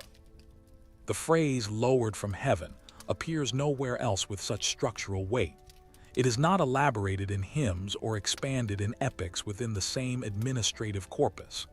This suggests that its meaning was assumed to be understood. Heaven, in this context, functions less as a location and more as a category of origin. It marks what is not human, not local, not negotiable. Over time, later copies of the king list introduce subtle changes. Some reorder early rulers, others adjust reign lengths, but the premise remains stable. Authority is inherited, not invented. Civilization, as presented here, is the maintenance of a received structure.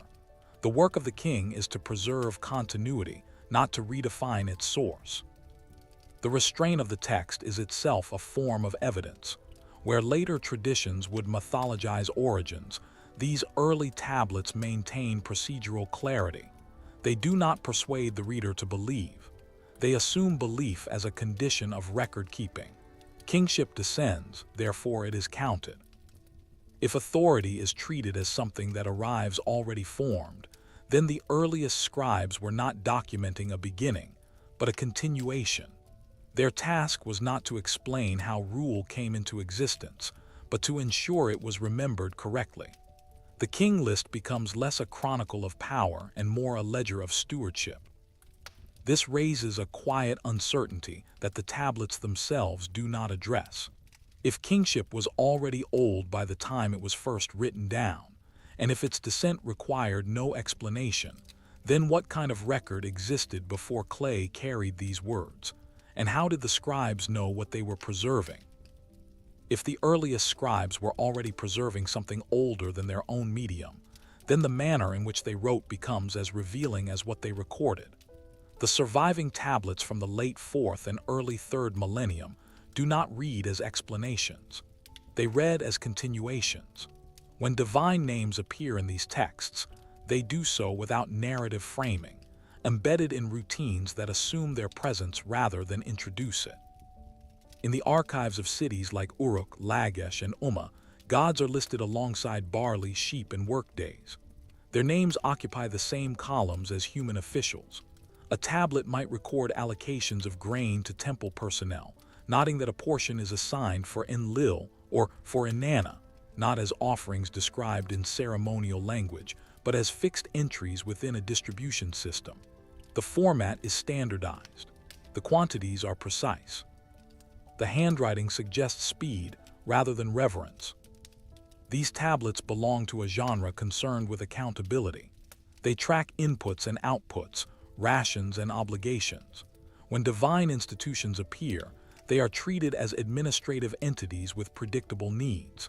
A temple is not described as a sacred space, but as a workplace requiring labor, supplies, and oversight. The gods associated with these temples are not portrayed as personalities. They function as anchors of jurisdiction. In many cases, the divine name marks the endpoint of responsibility. Land is held for a god. Workers are assigned to a god's estate. The language implies ownership without describing use. The god does not act within the text. The god receives. The scribes do not ask why. They record how much. This bureaucratic tone extends to legal and civic documents. Boundary stones and land surveys invoke divine authority as a guarantor, not a participant. A field is measured, its borders described, and the gods are listed as witnesses to the arrangement. Their role is to stabilize the record. They are not expected to intervene, only to remain constant across time. What is absent from these tablets is as significant as what is present. There are no origin stories attached to the gods' roles in these records. There is no justification for why a particular deity oversees a canal system or a granary. The association is treated as established fact. The scribes write as though they are operating within a framework that requires no defense. Even when divine names appear in contexts that might suggest ritual, the language remains procedural. Offerings are logged as deliveries. Festivals are scheduled as labor-intensive events requiring additional rations. The calendar is adjusted accordingly. The gods do not demand, they are accounted for. This approach suggests that, for the scribes, divine authority was not primarily a matter of belief, but of administration. The gods were part of the operating environment, much like seasons or rivers. Their presence structured work and law, but did not need to be narrated. The texts assume a shared understanding between writer and reader. In contrast to later literary compositions, these early records show no interest in dramatization. There is no effort to persuade or impress. The tablets were not meant to be read aloud or remembered for their language. They were meant to be checked. Their authority lay in their consistency. The same divine names recur across hundreds of tablets, always in similar contexts. Enlil appears in connection with central authority and land management. Inanna appears in relation to storage, distribution, and urban centers. These patterns suggest defined roles rather than fluid mythic identities. The gods are positioned within a system, not above it. This systemic placement has implications for how the scribes understood time. By embedding divine authority into routine records, they created continuity across generations. A ration list from one year resembles one from decades later. The gods remain present not through stories, but through repetition. Memory is maintained through procedure. It is possible that more elaborate narratives existed alongside these records, transmitted orally or preserved in materials now lost. But the tablets that survive show where scribal energy was directed. What mattered enough to write down were the mechanisms of continuity. The gods appear where continuity required them. This bureaucratic treatment does not diminish divine status within the Sumerian world. Instead, it situates it firmly within the structures of daily life. Authority is not distant. It is operational. The gods are not explained because they are already integrated. As writing expanded beyond accounting into hymns and epics, these administrative habits did not disappear. They formed the background against which later stories would be told. But in the earliest layers, the absence of narrative suggests that the scribes were not recording a belief system in formation. They were maintaining one already in place. If divine names could function as fixed entries in ledgers, then their authority must have been understood as prior, stable, and measurable. And if that authority was already fully integrated into administration, one is left to ask how long it had been there before the first tablet hardened, and whose names were being recorded before human rulers began to appear beside them. If divine authority could be entered into a ledger as a stable constant, then time itself became the next variable the scribes were required to manage. In the earliest sections of the king list, before any familiar human scale appears, the lengths of reign expand beyond ordinary measurement. The names are sparse. The cities are few. The numbers are immense. yet they are written with the same stylus, in the same columns, as far shorter reigns that come later. These pre-flood entries are not introduced as symbolic or exceptional. They are not marked with commentary or caution. A king rules for tens of thousands of years. Another reigns even longer. The units of time are consistent with later entries, only the quantities differ. The scribes did not invent a separate system to accommodate these spans. They applied the same numerical framework they used for harvest cycles and labor accounts. Across different fragments of the king list recovered from Nippur, Sippar, and Larsa, these reign lengths vary slightly. A king who rules for 28,800 years in one version may rule for 36,000 in another. The discrepancies suggest transmission rather than fabrication. Scribes were copying from earlier exemplars, adjusting figures to align with local traditions or inherited calculations. What remains consistent is the acceptance that such lengths belong to the earliest period of rule. The names associated with these reigns do not recur later. They stand apart from post-flood dynasties, separated by the textual marker of the flood itself. This division is not only chronological but qualitative. Time behaves differently on either side of it. Before the flood, reigns are vast and unbroken. After it, they contract into spans that resemble human lifetimes. The king list does not explain this change. It does not attribute it to punishment, decline, or moral failure. It records the difference as a fact of sequence.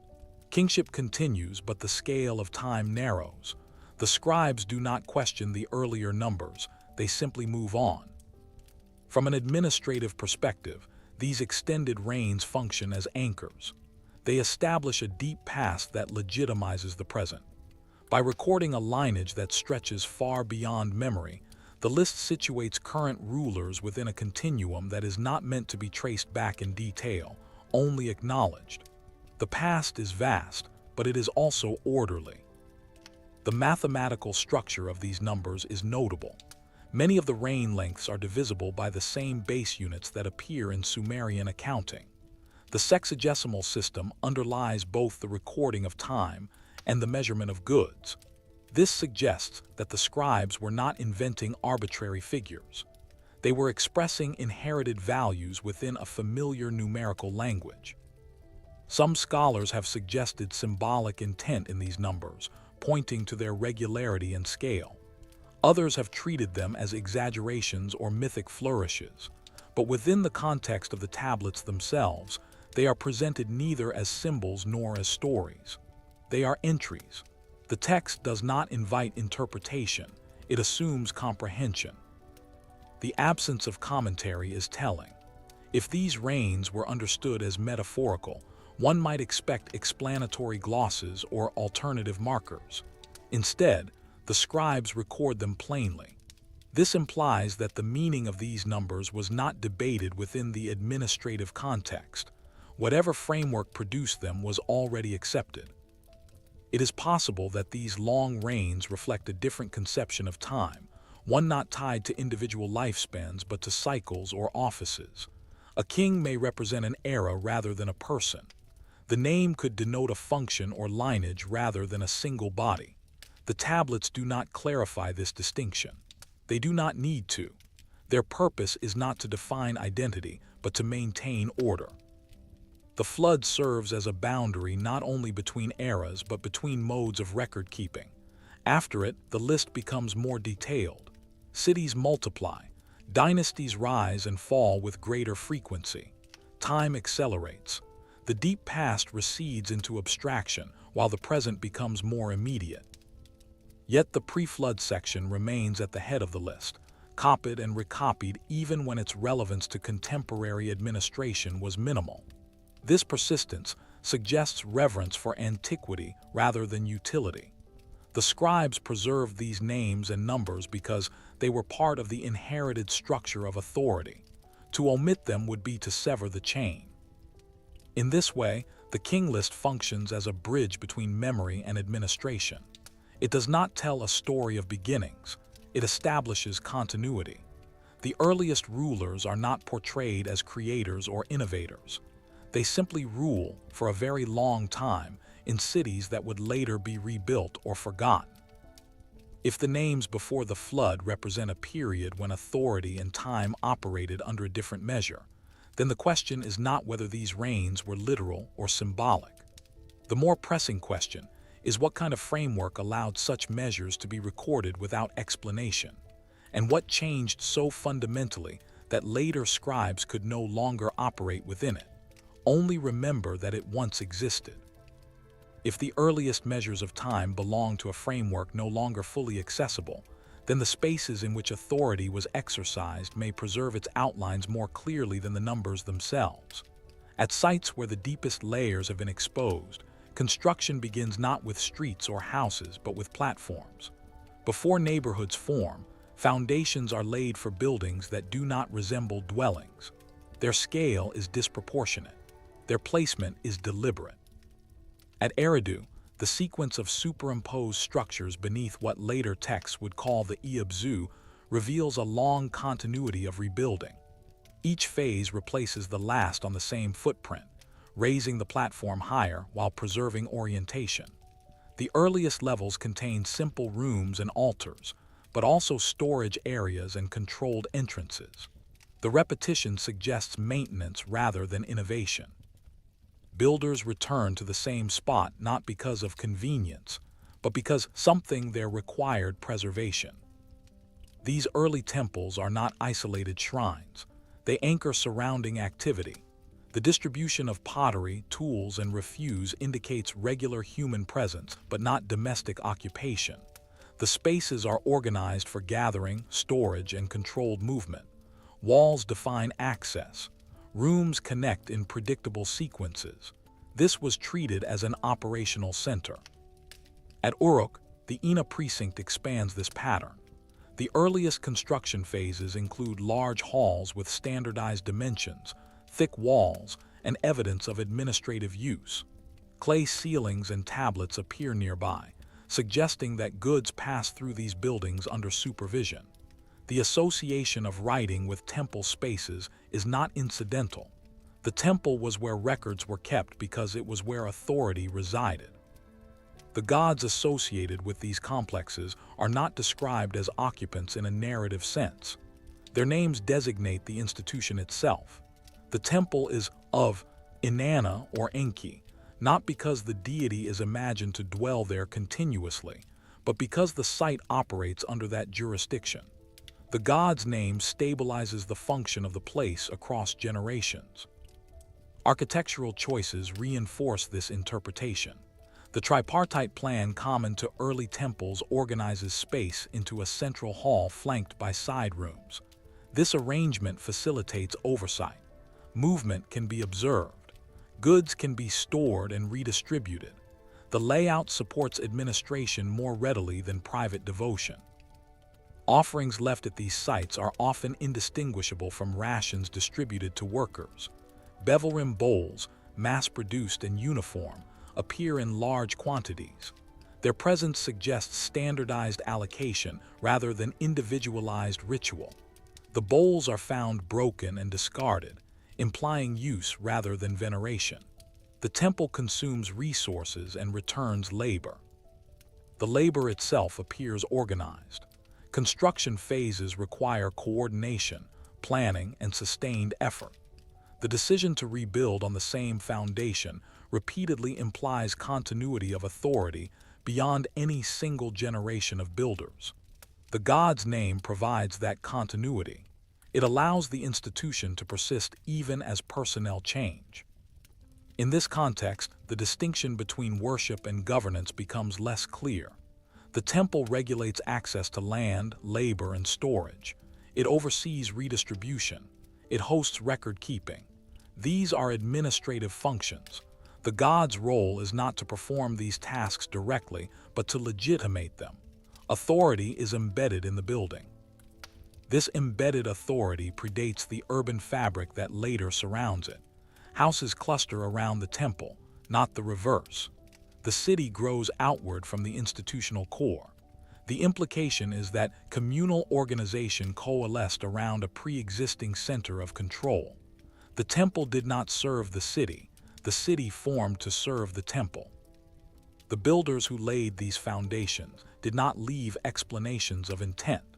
Their understanding is inferred from repetition and placement. By choosing to invest labor in rebuilding the same structure again and again, they signaled that the site's function was non-negotiable. Whatever authority it embodied could not be relocated or redefined. Later textual traditions would describe gods as granting kingship, but these early architectural layers suggest that divine authority was already operational before kingship became explicit. The temple administers before the palace dominates. Only later do royal residences rival these complexes in scale. The god in this setting is less a figure of belief than a principle of organization. The name fixes responsibility. It ensures that the institution outlasts individuals. It allows memory to be built into stone and mud brick. If the earliest temples functioned as centers of governance rather than sites of devotion, then the authority they housed was already abstract, already institutional. The question that follows quietly is whether the gods named in later texts were ever meant to be encountered personally at all, or whether they were always understood primarily as the enduring offices through which order was maintained. If authority could be housed within buildings and stabilized by names, then its presence within law becomes almost inevitable. In the judicial tablets that survive from early Sumerian cities, divine figures appear again, not as actors in a story but as elements of procedure. Among these names, the Anunnaki are introduced with particular restraint. They are not described, summoned, or praised. They are listed. In boundary agreements, oath records, and court decisions, the Anunnaki are invoked as witnesses to transactions. Their role is formulaic. A dispute over land might conclude with a declaration that the agreement was sworn before the Anunnaki. The phrase does not elaborate. It does not ask the reader to imagine an assembly or a judgment scene. It functions as a legal seal, comparable to a signature or mark of registration. These texts emerge from archives concerned with enforcement rather than belief. They record who owned what, who owed labor, who crossed a boundary. The presence of the Anunnaki in such documents suggests that they were understood as guarantors of order, not as characters intervening in human affairs. Their authority is abstracted into the process itself. In some tablets, the Anunnaki appear alongside specific gods associated with cities or temples. The list of witnesses may include Enlil, the city god, and then the Anunnaki collectively. This distinction implies a hierarchy of jurisdiction. Local gods oversee local matters. The Anunnaki occupy a broader category, invoked when permanence or finality is required. The language used to refer to them is consistent across regions. There is no variation in titles or descriptions. The term itself functions as a category rather than a name. It does not identify individuals. It designates a group whose authority is assumed to be recognized by all parties involved. This treatment aligns with the way assemblies functioned in Sumerian civic life. Human councils gathered to hear disputes and issue decisions. Their authority derived from established custom and shared recognition. The Anunnaki appear to mirror this structure at a higher level.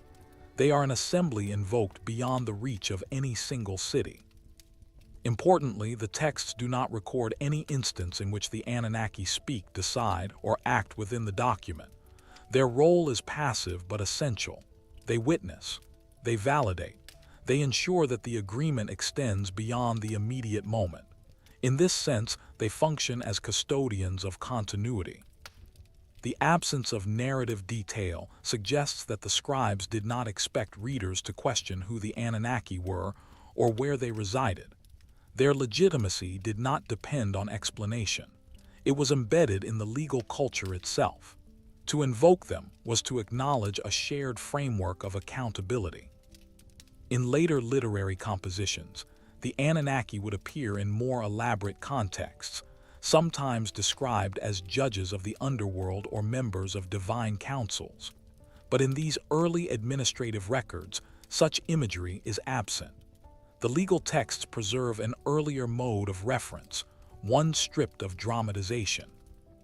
This difference may reflect function rather than chronology. When the goal is enforcement, clarity matters more than imagery. The scribes needed the authority to be recognized, not imagined. The Anunnaki served that purpose by existing as a collective beyond dispute. The placement of their names at the conclusion of legal statements reinforces this role. They appear after the terms have been defined and the obligations recorded. Their invocation marks closure. It signals that the matter has been entered into a broader order, one that outlasts the individuals involved. From the perspective of those who drafted these documents, the Anunnaki were not distant beings to be appeased, but an integral part of how law functioned. Their authority was not episodic, it was constant. It did not require renewal through ritual each time it was cited. This constancy suggests that the Anunnaki were understood less as personalities and more as an enduring institution. Their presence in legal texts mirrors the presence of kingship in administrative ones. Both are treated as inherited structures, already in place, already legitimate. If the Anunnaki could serve as a legal category invoked to stabilize agreements and bind memory, then their role was foundational rather than performative. They did not need to act because the system acted through them. As legal practice became more elaborate and human institutions more complex, the need to invoke such overarching authority may have shifted. The question that remains quietly embedded in these tablets is whether the Anunnaki receded from the record because belief changed, or because law itself learned to operate without calling upon the assembly that once stood silently behind every agreement. If law could rely on an unseen assembly to guarantee permanence, then order itself required a larger frame in which it could be placed. That frame appears not in story but in measurement. In the tablets concerned with the sky, the scribes again avoid explanation. They record positions, intervals, and returns. Heaven is not described as a realm of beings, but as a system that can be observed, counted, and predicted. Among the earliest astronomical texts are star lists that do not resemble hymns or omens. They are inventories. Constellations are named and arranged along paths, divided into segments associated with months. The language is spare. A star rises here. Another culminates there. The sky is treated as a surface across which regular motion occurs. The gods whose names appear in these lists do not act within them. They label divisions of space. The so-called 3 stars each lists, preserved in later copies but rooted in early observation, assign 3 stars to each month. This arrangement does not dramatize the heavens. It organizes them. The months themselves are fixed by lunar cycles, carefully recorded across generations. New moons are noted. Intercalary months are inserted when necessary. The scribes show no interest in why the moon behaves as it does. Their concern is when it does. Lunar tablets from cities such as and Nippur record visibility, duration, and deviation. These are not speculative documents. They are corrective ones. When the moon appears early or late, the calendar must adjust. Rituals, labor obligations, and offerings depend on this alignment. The sky regulates the ground. Temple architecture reflects the same concern with order rather than symbolism. Certain buildings align with cardinal directions or significant celestial events. These orientations are consistent across rebuilding phases, suggesting that alignment was a requirement, not an embellishment. The builders preserved orientation even as walls were replaced and platforms raised. The gods associated with these celestial markers are treated as custodians of order. A star path bears a divine name, not to mythologize it, but to fix it within the administrative cosmos. The name stabilizes reference. It allows scribes in different cities to speak the same language of time and direction. What is notable is the absence of narrative justification. The sky is not measured because it tells a story. It is measured because it must be synchronized with earthly systems. The calendar governs planting, taxation, and labor rotation. Errors accumulate if not corrected. Precision becomes a civic necessity. In later omen literature, celestial events acquire interpretive layers, but the foundational records remain observational. Before heaven predicts, it must be known. The early tablets focus on establishing that knowledge. They preserve accumulated observation rather than insight. Each entry builds on earlier ones, extending memory beyond any individual observer. The scribes responsible for these records often worked within temple complexes, linking celestial order to institutional authority. The same space that stored grain and contracts stored the calendar. Time itself became an asset to be managed. The gods associated with the sky functioned as guarantors that this order was not arbitrary. This measured heaven reinforces the pattern seen elsewhere. Divine names appear where continuity is required. They mark systems that must persist beyond human lifespan. The sky, with its regular returns, provides the most reliable model of such persistence. By aligning civic life with celestial cycles, the scribes embedded society within a larger, predictable order. There is restraint in this approach. The tablets do not speculate about the nature of the heavens. They do not ask who set the stars in motion. They assume the motion as given. The task is to keep track. The divine, once again, is not encountered but referenced. Over time, the accumulation of these records allowed increasingly complex coordination. Festivals could be anticipated. Agricultural cycles could be planned. Authority could present itself as aligned with the heavens without claiming control over them. The king ruled on earth, but time itself remained anchored elsewhere. If heaven was treated as a system to be measured rather than imagined, then its authority lay in regularity, not revelation. The gods of the sky did not speak, they returned. And if civilization depended on preserving that return through careful notation, one is left to wonder how such precise systems emerged so fully formed, and what earlier framework taught the scribes to see order in the sky before they ever attempted to calculate it on the ground. If the sky could be reduced to cycles that returned without instruction, then the same expectation of regularity extended downward into numbers. In the tablets concerned with calculation, there is no moment of discovery. The system is already present. Quantities are arranged, divided, multiplied, and converted with confidence.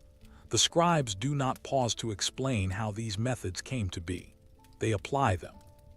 From the earliest accounting records, the sexagesimal system appears in full operation. Units are nested within units, 60 forming the base from which larger and smaller measures unfold. Grain is counted in sila and gur, land in iku, labor in workdays. Each category has its conversions already established. The tablets do not test the system, they rely on it. What survives are not theoretical treatises but working documents. A scribe tallies deliveries of barley, calculates rations for a workforce, or divides a field among dependents. The arithmetic is implicit. Results are written without showing steps. Errors are corrected, but the method itself is never discussed. This suggests that the process was standardized and taught outside the tablet, perhaps orally, perhaps through apprenticeship. The consistency across cities reinforces this impression. Tablets from Ur, Umma, and Lagash employ the same numerical logic even when their local administrations differ. This shared system implies transmission rather than independent development. It was learned, not invented anew in each place. The absence of origin stories is striking. Later cultures would record moments of innovation or attribute knowledge to named figures. In Sumerian mathematical texts, there is no such attribution. The numbers do not belong to a god or a king. They belong to the system. The scribes inherit it as they inherit language. Some tablets reveal sophisticated problem-solving. Areas of irregular fields are calculated. Volumes are estimated. Ratios are maintained across transactions. These tasks require abstraction, yet the tablets treat them as routine. The scribes were not experimenting, they were maintaining accuracy. Measurement tools themselves reflect this maturity. Standard weights and measures appear early, suggesting institutional enforcement. A gore of barley means the same thing across transactions. Disputes over quantity could be resolved by reference to these standards. Numbers thus become instruments of authority. Divine names occasionally appear in these contexts, but only as anchors of trust. A storehouse may be designated as belonging to a god, ensuring that its measures are not altered. The god does not calculate. The god guarantees that calculation remains consistent. Authority protects precision. The sexagesimal system also aligns with other domains. Time, as measured in the heavens, uses the same base. Angles, divisions of the circle, and temporal cycles intersect within the same numerical framework. This coherence suggests a worldview in which number links earth and sky without commentary. Yet nowhere do the scribes reflect on this coherence. They do not marvel at it. They do not explain it. The tablets suggest that such connections were assumed. The role of writing was not to explore foundations, but to preserve application. In this sense, mathematics functions as memory. Each tablet recalls how quantities were handled before. The act of writing reinforces continuity. Errors threaten not understanding, but order. Correct calculation ensures that obligations are met and resources distributed fairly. When adjustments are made, they are practical, not theoretical. A shortfall is noted. A surplus is recorded. The system absorbs irregularities without altering its structure. There is no sense that the system itself is under question. The lack of explicit teaching texts from the earliest periods does not indicate absence of instruction.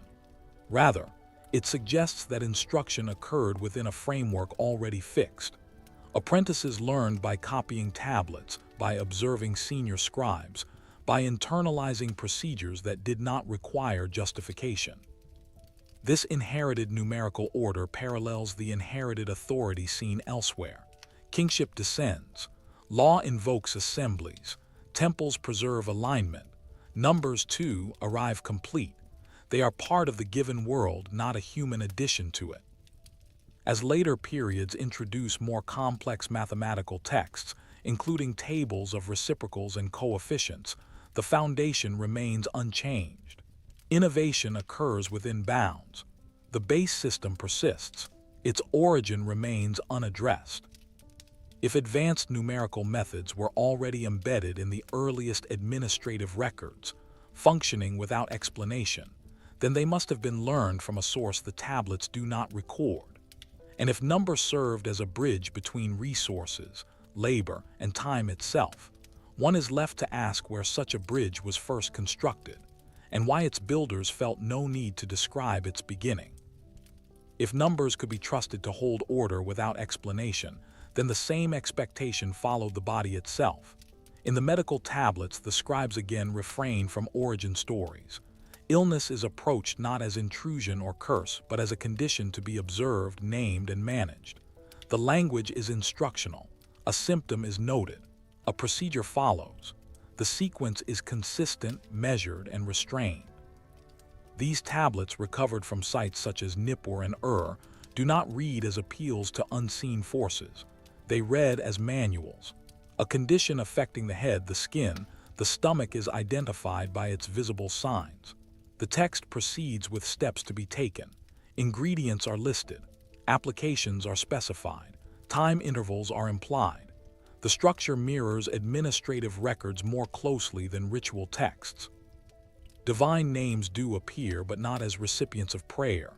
A treatment may be said to derive from a god's knowledge, yet the god does not act within the procedure. The healer acts. The tablet instructs. The divine reference functions as authorization, not intervention.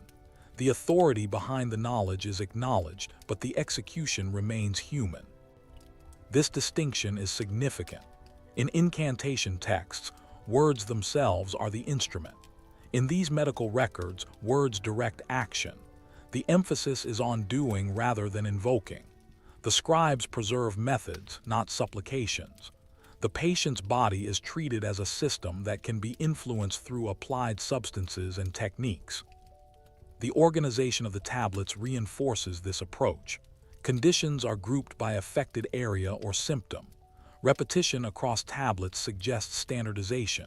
Treatments recur with minor variation, implying refinement rather than invention. The knowledge is cumulative. Each scribe copies what was already established. The materials prescribed are often ordinary: plants, minerals, oils. Their preparation is described plainly. There is no attempt to imbue them with symbolic meaning. The efficacy of the treatment is assumed, not argued. The tablet's purpose is to ensure correct application, not belief. Some texts distinguish between conditions that can be treated and those that cannot. This acknowledgement of limitation suggests empirical observation. Outcomes were noted and expectations adjusted. The healer is not portrayed as all-powerful. The record accepts uncertainty without attributing it to moral failure or divine displeasure. The gods associated with healing appear as sources of knowledge rather than agents of cure. Their role is to ground the practice within a trusted tradition. By attributing procedures to divine origin, the scribes protect them from dispute. The method is preserved because it is inherited. This inheritance parallels other domains. Just as numerical systems are applied without explanation, medical procedures are recorded without theoretical justification. The scribes do not speculate about internal anatomy beyond what can be observed. They do not explain why a treatment works. They record that it is to be done. The absence of narrative around illness is notable. There is no story of how disease entered the world. There is no moral framing. Illness exists, therefore it is addressed. The tablet's concern is practical continuity, not cosmological meaning. Over time, these medical texts coexist with incantations and prayers, but they remain distinct. The procedural tablets do not merge with ritual language. This separation suggests that different kinds of authority were recognized. One governed knowledge, another governed appeal. The scribes preserved both without conflating them. The instructional tone implies an audience trained to act, not to wonder. These tablets were likely consulted by practitioners within temple or palace contexts, where healing was part of institutional responsibility. The body, like the land or storehouse, required maintenance. If medicine could be recorded as instruction rather than prayer, then the knowledge behind it was treated as stable enough to be transmitted unchanged. The gods did not need to intervene each time because their contribution had already been given. The healer's task was preservation. As with other records, the earliest layers show no moment of beginning. The treatments appear already formed. They are copied because they work, or are believed to have worked before. Memory again outweighs innovation.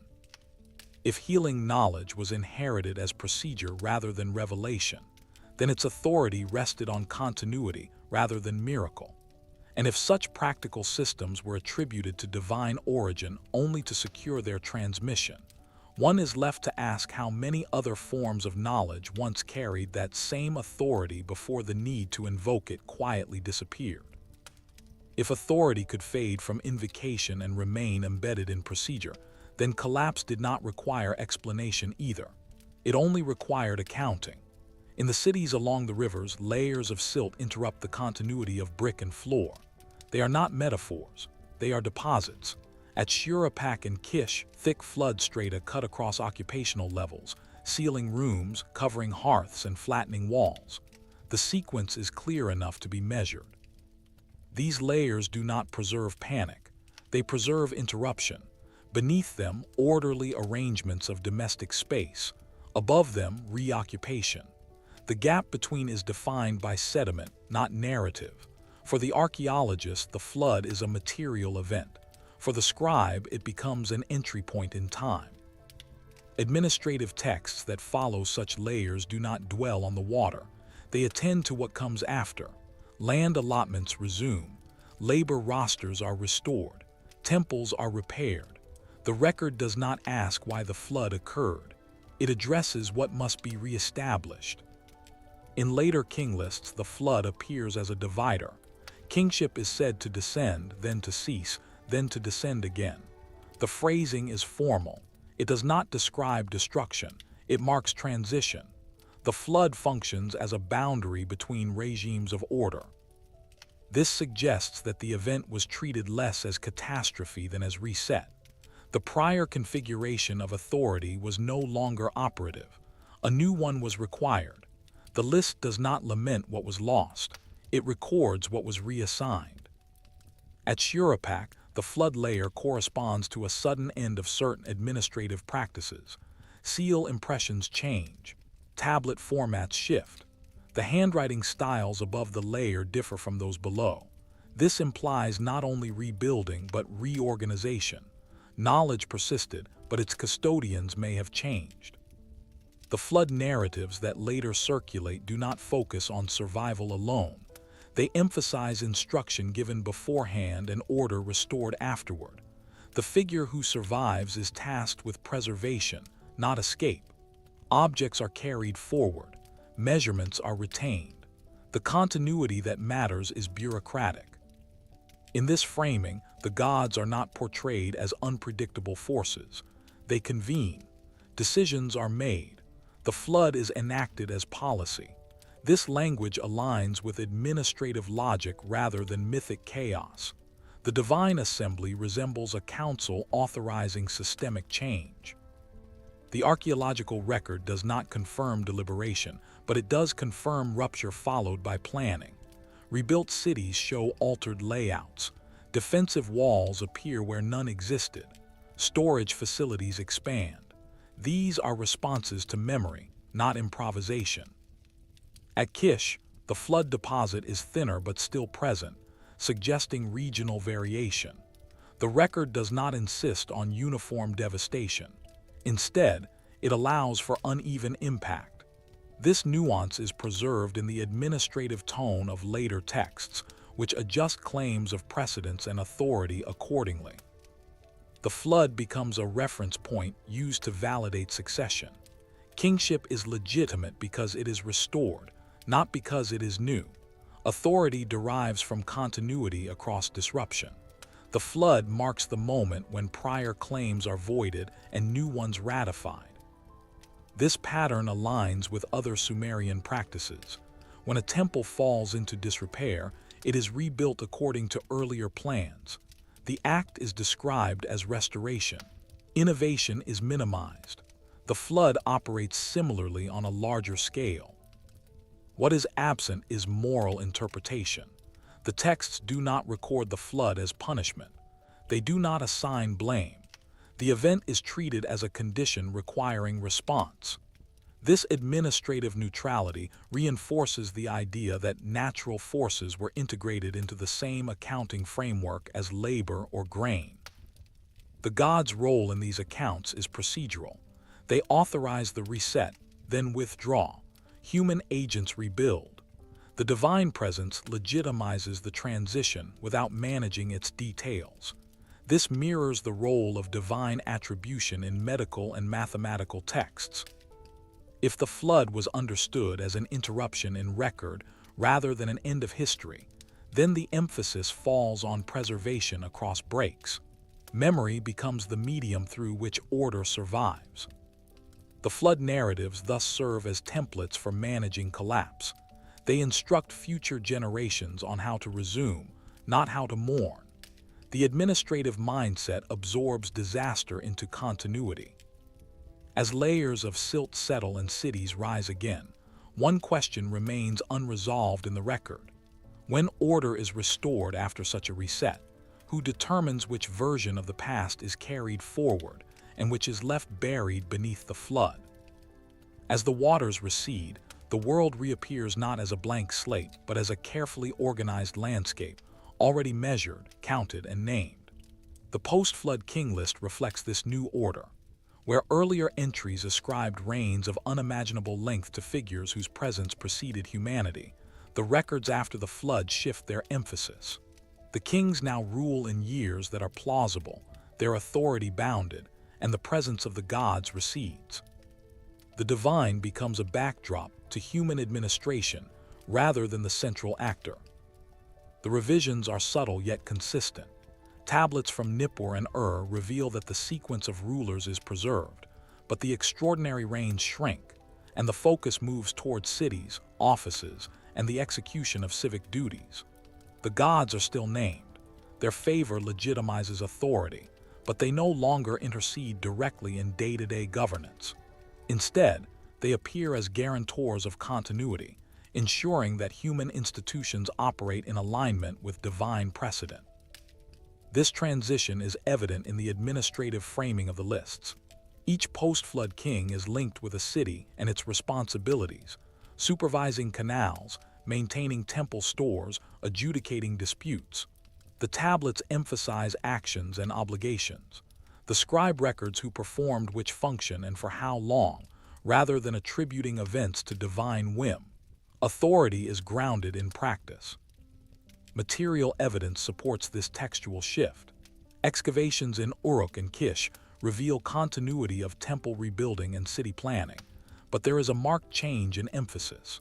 Foundations laid after the flood correspond to careful surveying and standardization. Labor rosters are detailed. Storage rooms are meticulously measured. The pattern suggests a conscious effort to codify human oversight where previously divine mandate sufficed.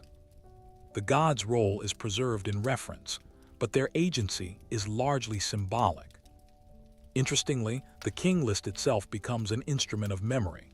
By recording reigns and assigning them to specific cities, the scribes establish a framework that links past and present. Even as the flood marks a rupture, the continuity of kingship, now more human-centered, anchors society in a recognizable sequence. The divine presence is maintained only to validate this sequence. Names of gods appear alongside kings, yet the text is less concerned with narrative and more concerned with record-keeping. Post-flood tablets also indicate changes in ceremonial practice.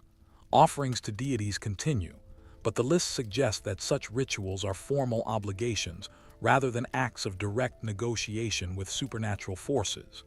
Kingship and priesthood function in parallel, each sustaining order within its domain. The divine authorizes, but the human executes.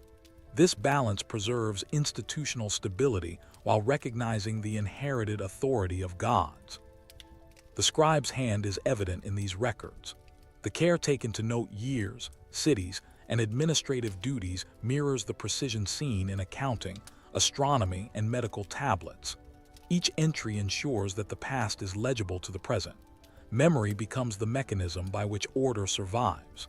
The post-flood environment requires not the miraculous intervention of gods, but the diligent oversight of human officials. The tablets record the transmission of practice across generations. There is also a noteworthy linguistic shift. Pre-flood texts employ hyperbolic terms for duration and grandeur. Post-flood entries adopt more standardized expressions. A king's years are finite, often corroborated by complementary records. Actions are described in procedural terms: canal maintenance, temple repair, grain distribution. The language mirrors the societal need for accountability and continuity. Yet, even with these adjustments, the divine remains an essential frame of reference. The king list does not abandon the gods, it repositions them. Authority is no longer handed down in impossibly long reigns or inscrutable interventions. Instead, it descends in measured increments, verified by human record-keeping, and legitimized by reference to the enduring presence of divine precedent. This recalibration raises questions about perception and memory. If the flood served as a boundary, marking the transition from mythic temporality to human-scaled administration, then the post-flood king list is a conscious effort to stabilize society. It preserves the memory of divine authority while enabling human governance to proceed unmediated by omnipotent actors. The scribes themselves occupy a critical role as preservers, ensuring that succession and civic order are traceable and accountable. As the lists progress, one notices a gradual contraction of the extraordinary into the ordinary. Kings performed duties that anyone could, in theory, observe and verify. The gods step back, not erased but redefined. Their presence reassures, their absence necessitates diligence. Civilization continues under human oversight, yet under the shadow of an inherited framework. If post-flood texts reduce divine reigns and elevate human kingship, one cannot help but wonder how the scribes determined the balance between memory and authority. How much of the prior divine order was retained as symbolic weight, and how much was deliberately minimized to allow human systems to function independently?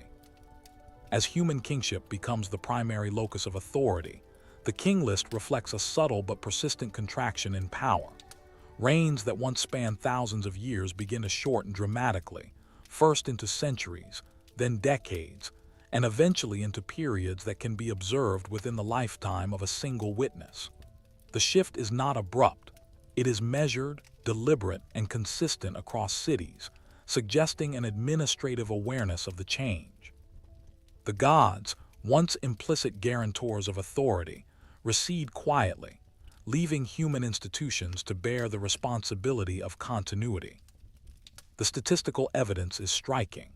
When one compares pre-flood and post-flood reigns, the difference is more than symbolic. Pre-flood kings occupy positions for tens of thousands of years in the textual record. Post-flood, even the earliest human rulers rarely exceed a few centuries, and by the time the Sumerians reach the early dynastic period, reigns are measured in decades. The reduction is mirrored not only in the king list, but in contemporary inscriptions recording building projects, ration distributions, and temple maintenance. Authority has become temporally bounded, and with that, accountability has increased. This contraction correlates with the diminishing role of the divine in daily governance. Earlier kingship was framed as descent from heaven, sanctioned and maintained by gods whose intervention was assumed. As the records advance, divine involvement is invoked less as active supervision and more as symbolic legitimization. A king's right to rule is confirmed by reference to gods, but the operational work, the maintenance of canals, the enforcement of contracts, the oversight of labor, rests squarely with human administration. The gods' step back appears to coincide with this shrinking of reigns, suggesting that longevity was once a marker of divine favor as much as political stability. Archaeological evidence reinforces this interpretation. Seal impressions and administrative tablets from Ur, Lagash, and Kish reveal an increasingly complex bureaucratic infrastructure as reigns shorten. Multiple layers of record-keeping emerge: labor allocations, temple inventories, and irrigation maintenance logs. Each new ruler must navigate and uphold these systems, a task requiring diligence rather than divine charisma. Longevity is less important than competence. The ability to sustain inherited procedures becomes the measure of authority. The king list itself reflects a consciousness of this transformation. Scribes explicitly note transitions, sometimes even indicating the length of interregnum or dispute. The narrative attention shifts from extraordinary power to ordinary management. Kings who had previously relied on inherited divinity must now contend with human constraints. The shortening of reigns is not merely a reflection of mortality, but a signal that authority itself has become subject to procedural and temporal boundaries. This change also alters the perception of succession. Where pre-flood rulers are linked directly to divine bestowal, post-flood succession is anchored in city, office, and familial or institutional continuity. The statistical contraction of reigns emphasizes human agency. Rulers are remembered for their actions within a defined span, not for the sheer magnitude of their tenure. The scribes preserve this record with care, maintaining continuity through observation rather than miraculous extension. The withdrawal of divine authority is further suggested by the careful calibration of administrative records. Inscriptions detailing canal repairs, grain allocation, and temple offerings record dates and quantities precisely. These are not literary embellishments but functional notes ensuring that obligations are met and history is legible. The gods are referenced, but they operate as guarantors of memory, not as direct actors. Authority becomes codified and observable, tethered to human management rather than celestial favor. As reigns contract, the king list also reflects societal adaptation to this new framework. Human rulers are increasingly accountable, yet they inherit a stabilized institutional environment. Temples, canals, and city walls survive across reigns. Numbers, procedures, and measurements persist. The stability of the system does not require the extraordinary duration of kings, but it does rely on meticulous preservation and adherence to established practice. The reduction in reign length subtly reshapes the narrative of power. Authority is no longer measured by the ability to endure across millennia, but by the capacity to maintain inherited structures during a bounded term. The king list documents this change with an administrative gaze, recording the succession of responsibilities rather than the exercise of divine will. Each entry becomes a testament to human stewardship. If the gradual shortening of reigns corresponds to the withdrawal of divine legitimacy, then one is left to consider the implications for institutional memory. How did Sumerian scribes ensure continuity when authority was no longer reinforced by presumed immortality or divine favor? And if the god's presence was increasingly symbolic, what mechanisms preserved order across generations of rulers with ever shorter tenure?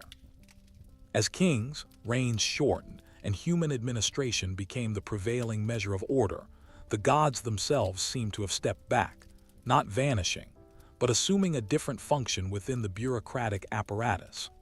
Post-flood legal documents illustrate this transformation with remarkable clarity. In the records of land grants, boundary disputes, and commercial transactions, the gods no longer intervene as active rulers. Instead, they are invoked as witnesses, their presence formalized in inscriptions, seals, and oaths, lending authority to human actions without directly managing them. The shift is subtle, yet it marks a profound reconfiguration of the Sumerian understanding of divine power. Boundary stones, or withdrew, offer an illustrative example. These objects, carefully inscribed and often placed along property lines, record the allocation of land, the obligations of owners, and notably the deities who observe the transaction. Each stone lists multiple gods, alongside curses for those who would violate the agreements. The language is formal and precise. The gods are present, but their role is passive. They do not intervene to prevent encroachment. They exist as guarantors of memory, ensuring that human action is accountable across time. The scribe's hand shapes the divine into a reliable instrument for the enforcement of law. Oath tablets provide further evidence of this symbolic function. When contracts were sworn, individuals invoked the names of deities to witness their commitments. The phrasing is formulaic. The god sees or hears the agreement, and any breach will be noted and punished by the divine order. Yet the texts themselves describe human parties performing the duties, measuring grain, delivering rations, or constructing canals. The god's authority reinforces the process but does not supplant it. Their presence is legitimizing, not operational. Legal seals, too, reflect this change. Cylinder seals frequently depict divine figures alongside kings or officials, often in static postures of observation rather than engagement. Scenes that once might have implied intervention, gods granting authority or punishing disobedience, now function as markers of legitimacy.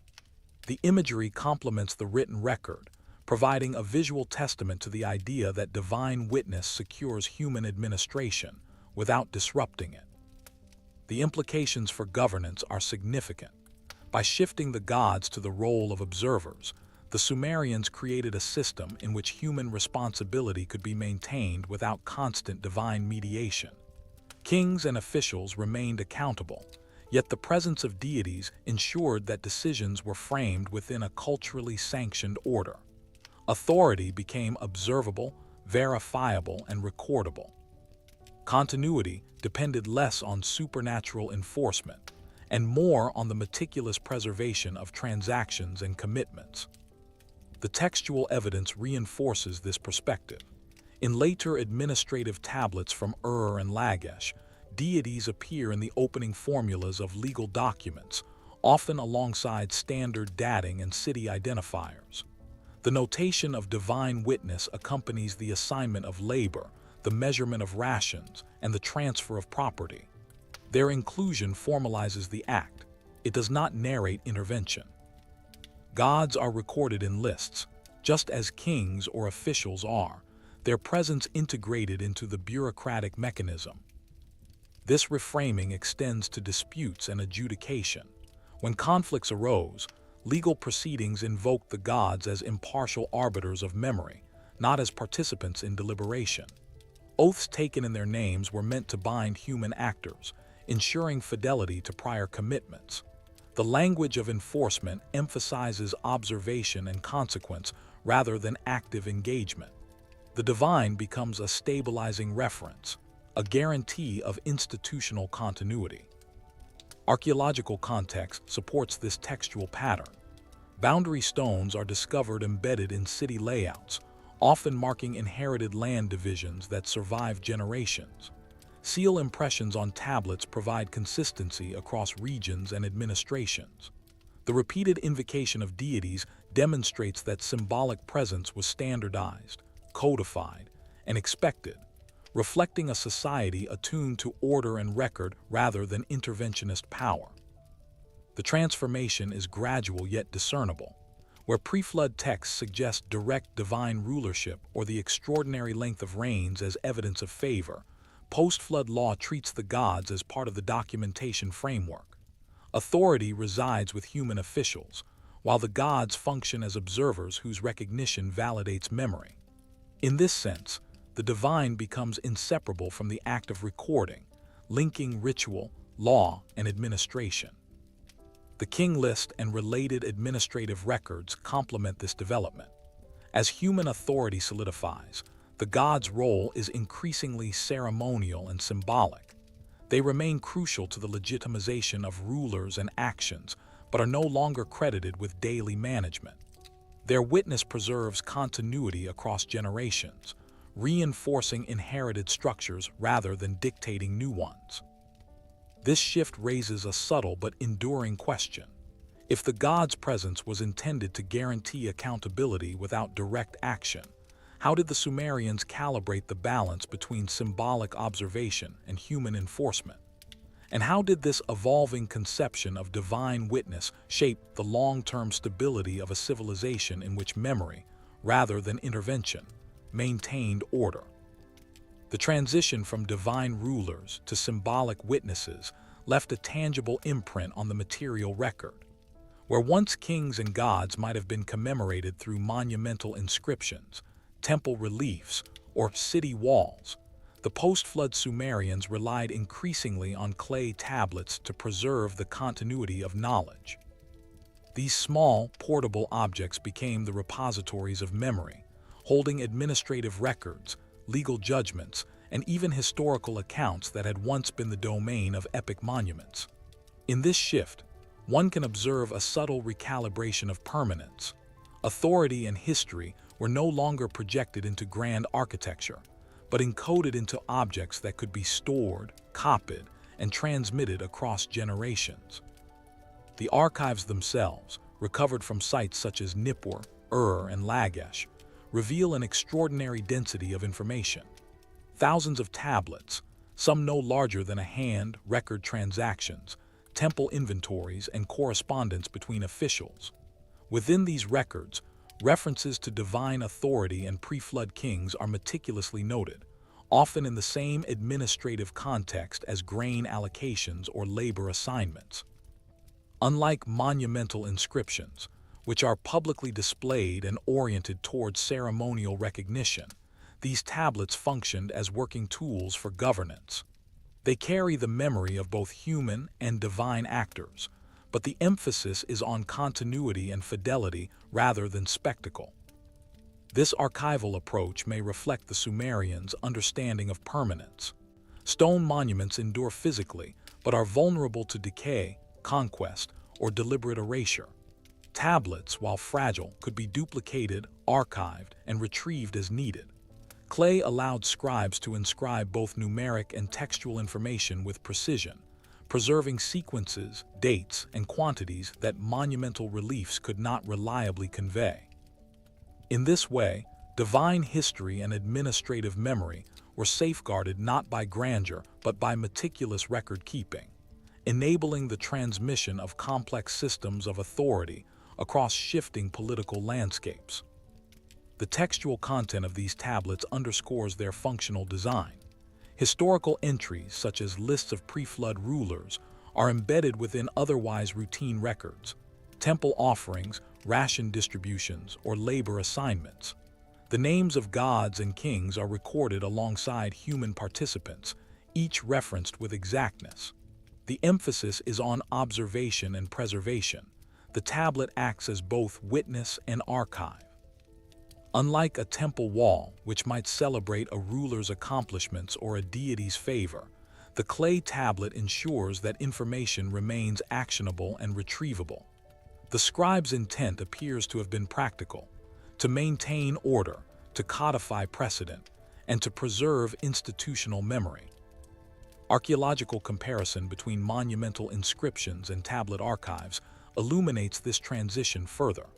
While ziggurat reliefs and temple engravings often depict divine presence in symbolic narrative, the tablets focus on measurable reality: quantities of grain, durations of labor, dates of rulership, and the invocation of divine witnesses. The gods appear not as actors in a story, but as guarantors of information, their presence formalized in the text. Monumental inscriptions are static and symbolic. The tablets are dynamic, functional, and cumulative, capable of supporting the operations of a complex bureaucracy. This method of memory preservation also affected the recording of post-flood history. Where stone might once have commemorated a king's miraculous reign or the descent of authority from heaven, tablets recorded successive rulers with their temporal limitations, the exact lengths of their tenure, and the obligations they managed. Archives thus became repositories of inherited structures, temples, canals, and legal frameworks. Divine history, interwoven with human administration, survives in these compact, reproducible objects rather than in the monumental traces of ceremonial power. The preference for clay over stone suggests a conscious adaptation. Scribes understood that permanence lay not solely in visibility or monumental presence, but in accessibility and fidelity. A tablet could be stored, copied, and referenced. It could travel with officials or remain within temple archives, supporting ongoing governance. The god's witness, like the administration itself, was recorded in the format best suited for continuity: structured, legible, and retrievable. In this sense, memory was secured not by grandeur, but by careful documentation.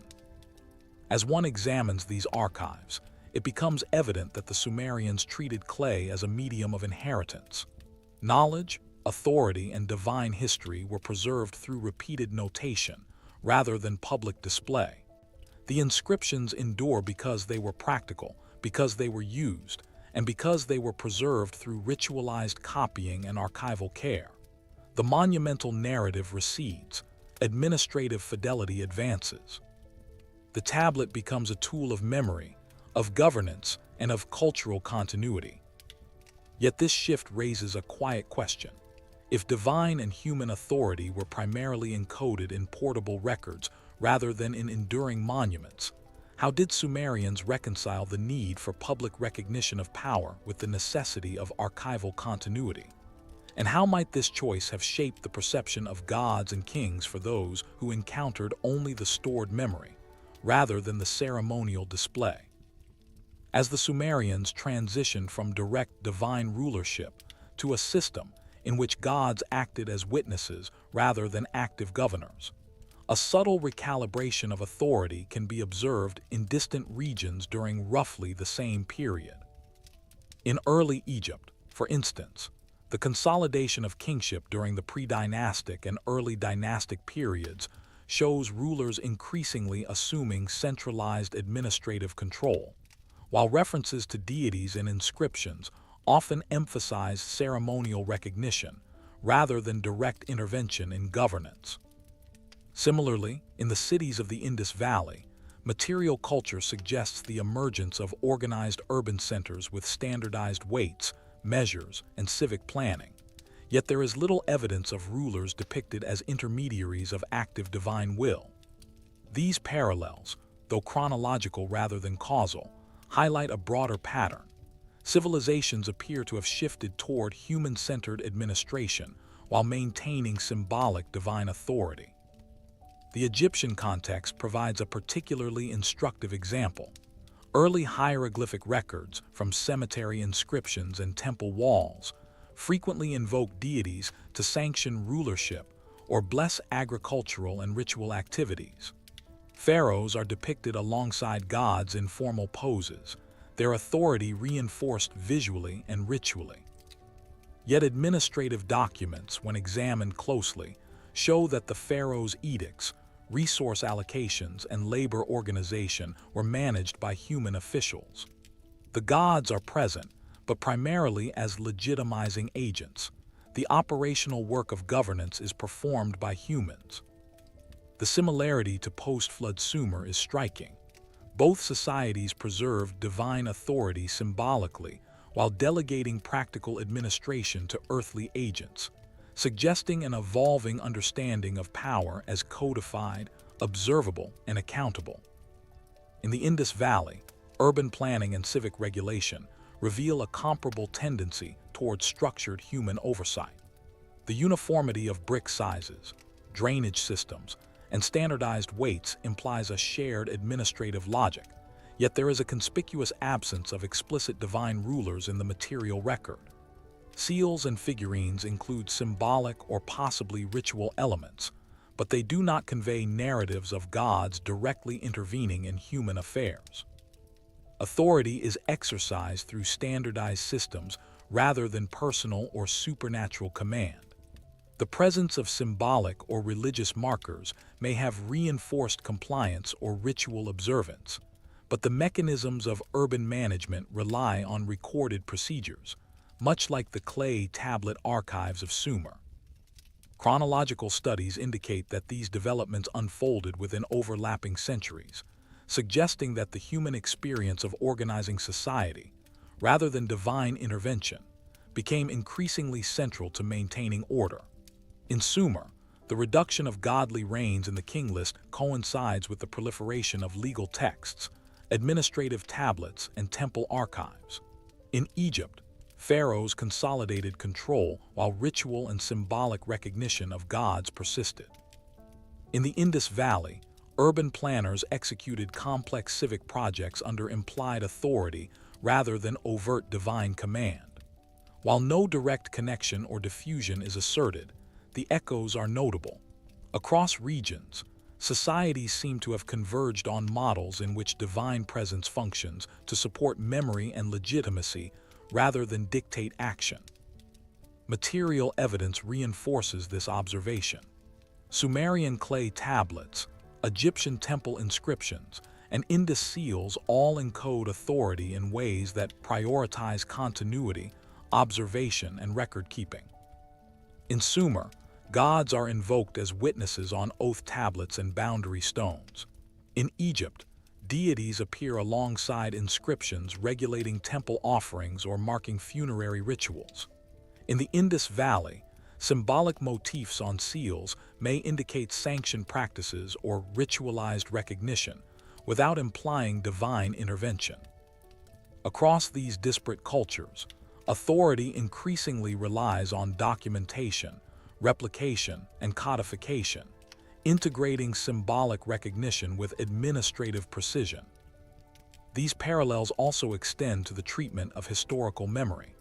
Post-flood Sumerian texts emphasize succession, land management, and legal obligations, reducing the emphasis on narrative or heroic intervention.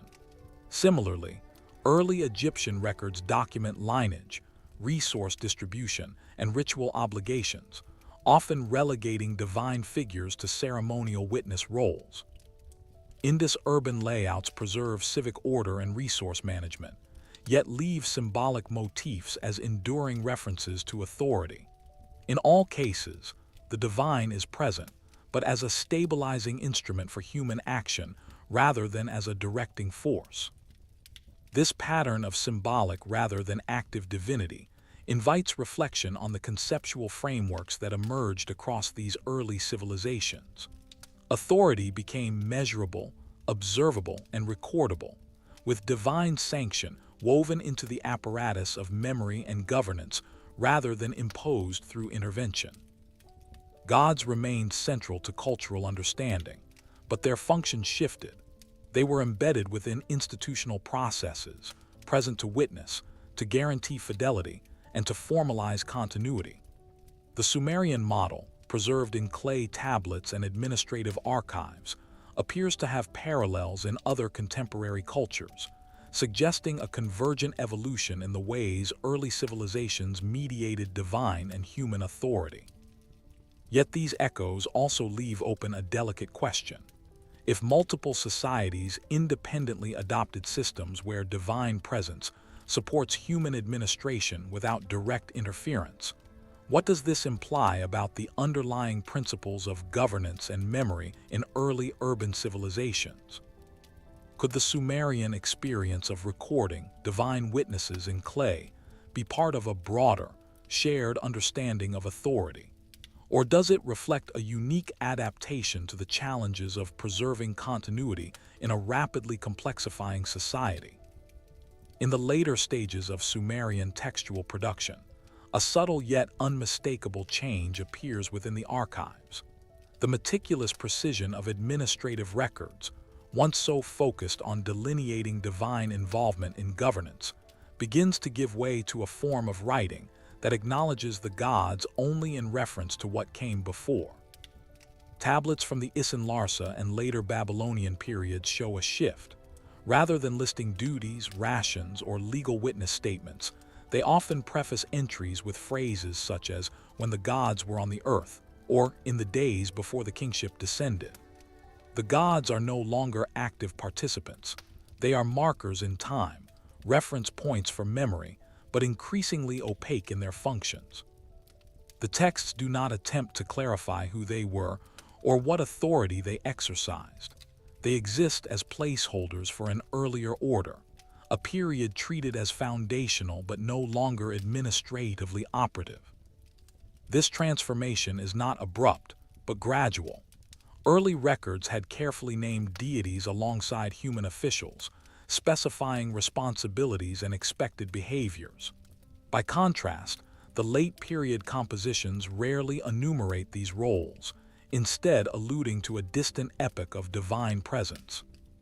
The king list itself, when copied or adapted in later centuries, includes these almost ghostly references to pre-human rulers or pre-flood reigns, but the tablets rarely elaborate on their actions. Scribal conventions shift from instruction to memory. The texts record what was once known, but now is remembered rather than enacted.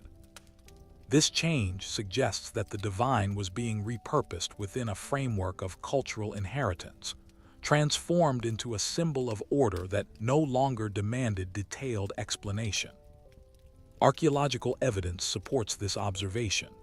Clay tablets from later Babylonian archives, particularly those excavated at sites like Sippar and Nippur, show a combination of historical record and mythologized memory.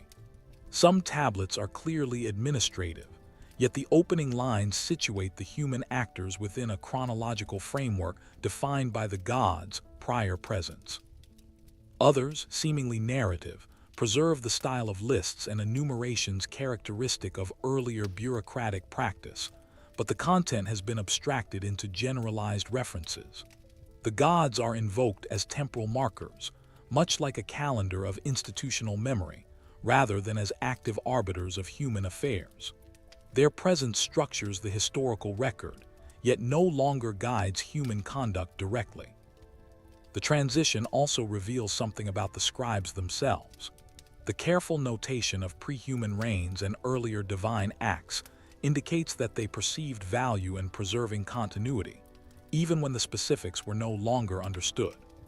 Tablets from this era often pair historical entries with moral or ritual commentary, hinting that the authority once attributed to the gods could be invoked symbolically to reinforce the stability of current institutions. The language becomes reflective, almost archival in tone, suggesting that scribes were aware of the temporal distance between their administration and the era they described. They maintained the divine framework as a means of structuring memory, allowing subsequent generations to comprehend lineage, legitimacy, and the inherited order, without needing to assert the mechanics of divine action. This evolution in textual style also parallels changes in temple practices. Excavations at Uruk and Nippur indicate that cultic rituals persisted, yet the associated records increasingly emphasize human participants, priestly oversight, and the management of offerings, rather than direct intervention by gods. Deities continue to be recognized, but their function is codified through human action. This mirrors the textual trend. Divine authority persists as a form of institutional scaffolding, anchoring history and social memory, yet it is mediated entirely through human administration. The gods are remembered, not encountered. They are referenced, not instructed. Interestingly, some late-period mythological texts preserve fragments of older administrative vocabulary. Terms originally used for rations, labor assignments, and legal decrees appear in ceremonial or narrative contexts, stripped of their original function but retained as part of the symbolic lexicon. This suggests a deliberate effort to conserve the structure of past governance, even as its content was mythologized. Clay becomes the repository not only of memory, but of a system of reasoning. The forms and methods of record-keeping survive, even when the precise meaning or divine context has been obscured. Through these late tablets, one sees the Sumerians' enduring preoccupation with continuity, the careful maintenance of institutional logic long after the gods themselves had ceased to act in the world. The result is a body of work that, to modern eyes, appears fragmented and enigmatic. References to pre-human or pre-flood divinities persist, yet they function less as guides and more as historical punctuation. The scribes, in preserving these records, communicate both the presence and absence of divine authority. The gods once administered and witnessed. Now they are simply remembered as markers of time and legitimacy. Their identities, actions, and decrees become secondary to their role as signposts within the ongoing narrative of human governance. Memory, rather than myth or direct instruction, becomes the primary function of these texts. And so, as these late-period tablets were inscribed, the Sumerians faced a fundamental shift in the conceptualization of history itself. The gods had receded from active rulership. Their presence persisted only in the patterns of clay and cuneiform. Each tablet, whether administrative, legal, or narrative, reflects a careful preservation of order and continuity, even when explanation falters. It is a form of recording that treats the past as a scaffold for understanding the present, acknowledging its origins without claiming clarity about its operations. In this final abstraction, the divine becomes a memory, not an actor, leaving the human world to navigate its inherited structures. But if the records no longer clarify who the gods were, only that they existed before, one might quietly ask, how did later generations interpret the authority that had once seemed so immediate, and what frameworks did they construct to replace the unseen hands of those early rulers? The final echoes of Sumerian writing are marked not by proclamation, but by absence. Where earlier tablets recorded with meticulous care every ration distributed, every laborer assigned, every divine witness summoned, the late texts leave gaps that are conspicuous in their quietness. It is as though the scribes, over generations, had begun to measure not only what was present but what had vanished.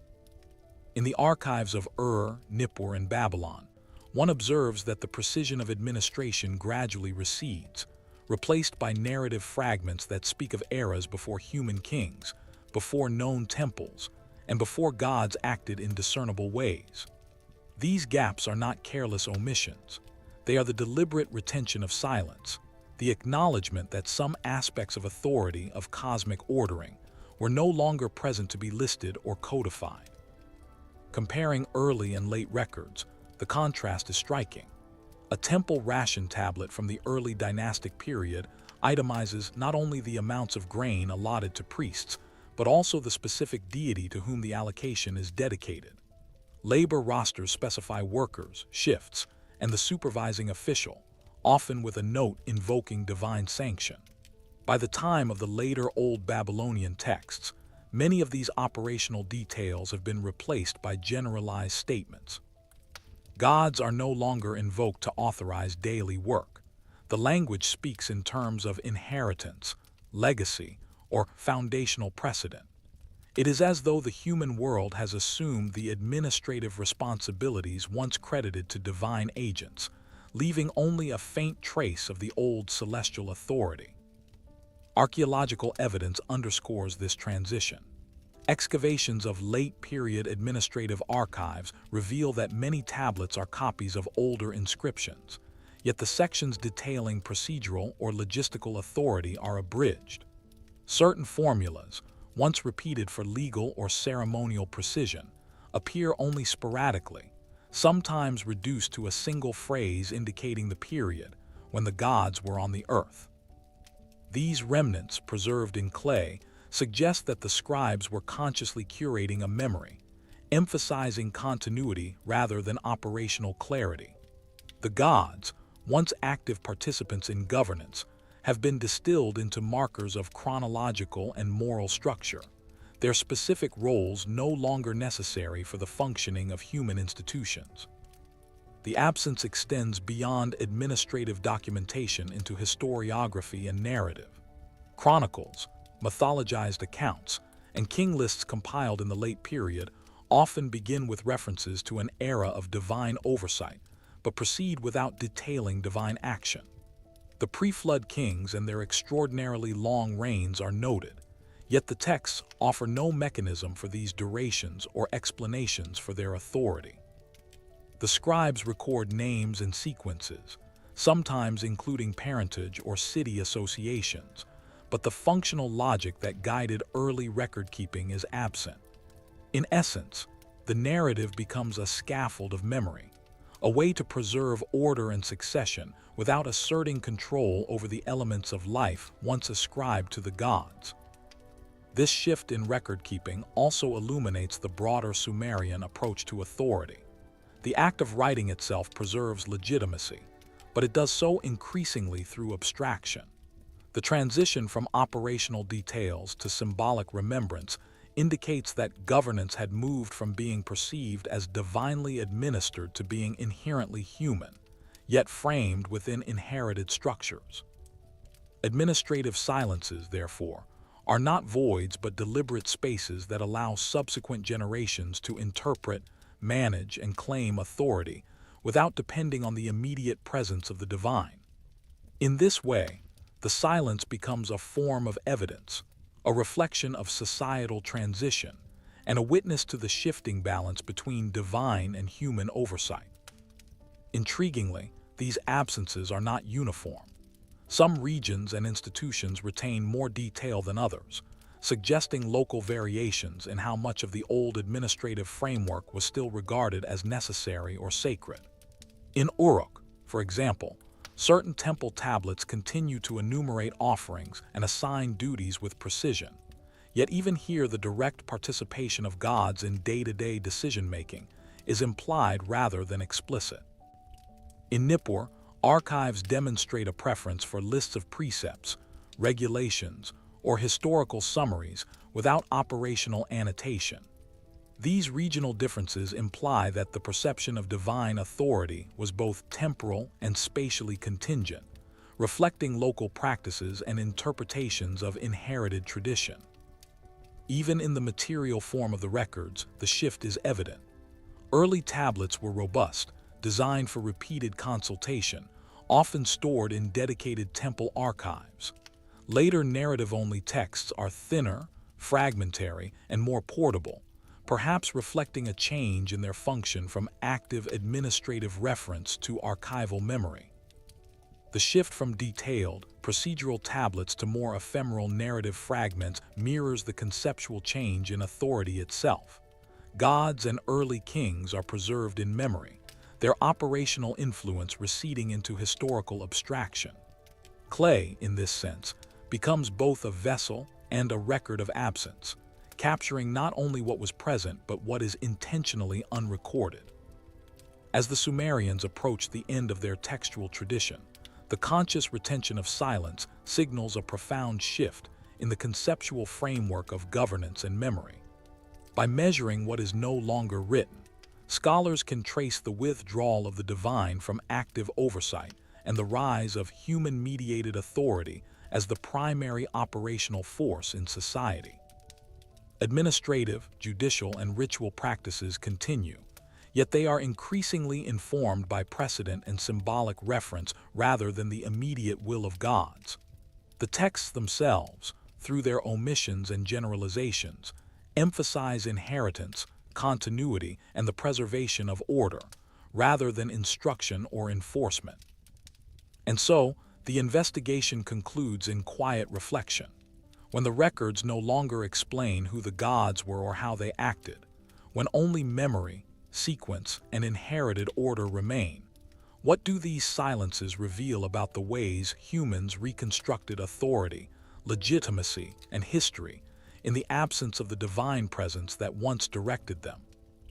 And if you want to go deeper, I encourage you to seek out the scholarly resources.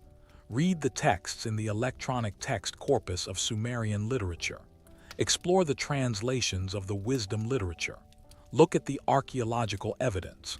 The authentic ancient world is endlessly fascinating when we engage with it on its own terms. Remember, the deepest mysteries often lie not in sensationalized fantasies, but in authentic human experience, in how our ancestors lived, thought, struggled, and created meaning in a changing world. Their wisdom, preserved in clay tablets buried for millennia and now available to us, is a testament to human resilience, intellectual courage, and the endless human quest for understanding.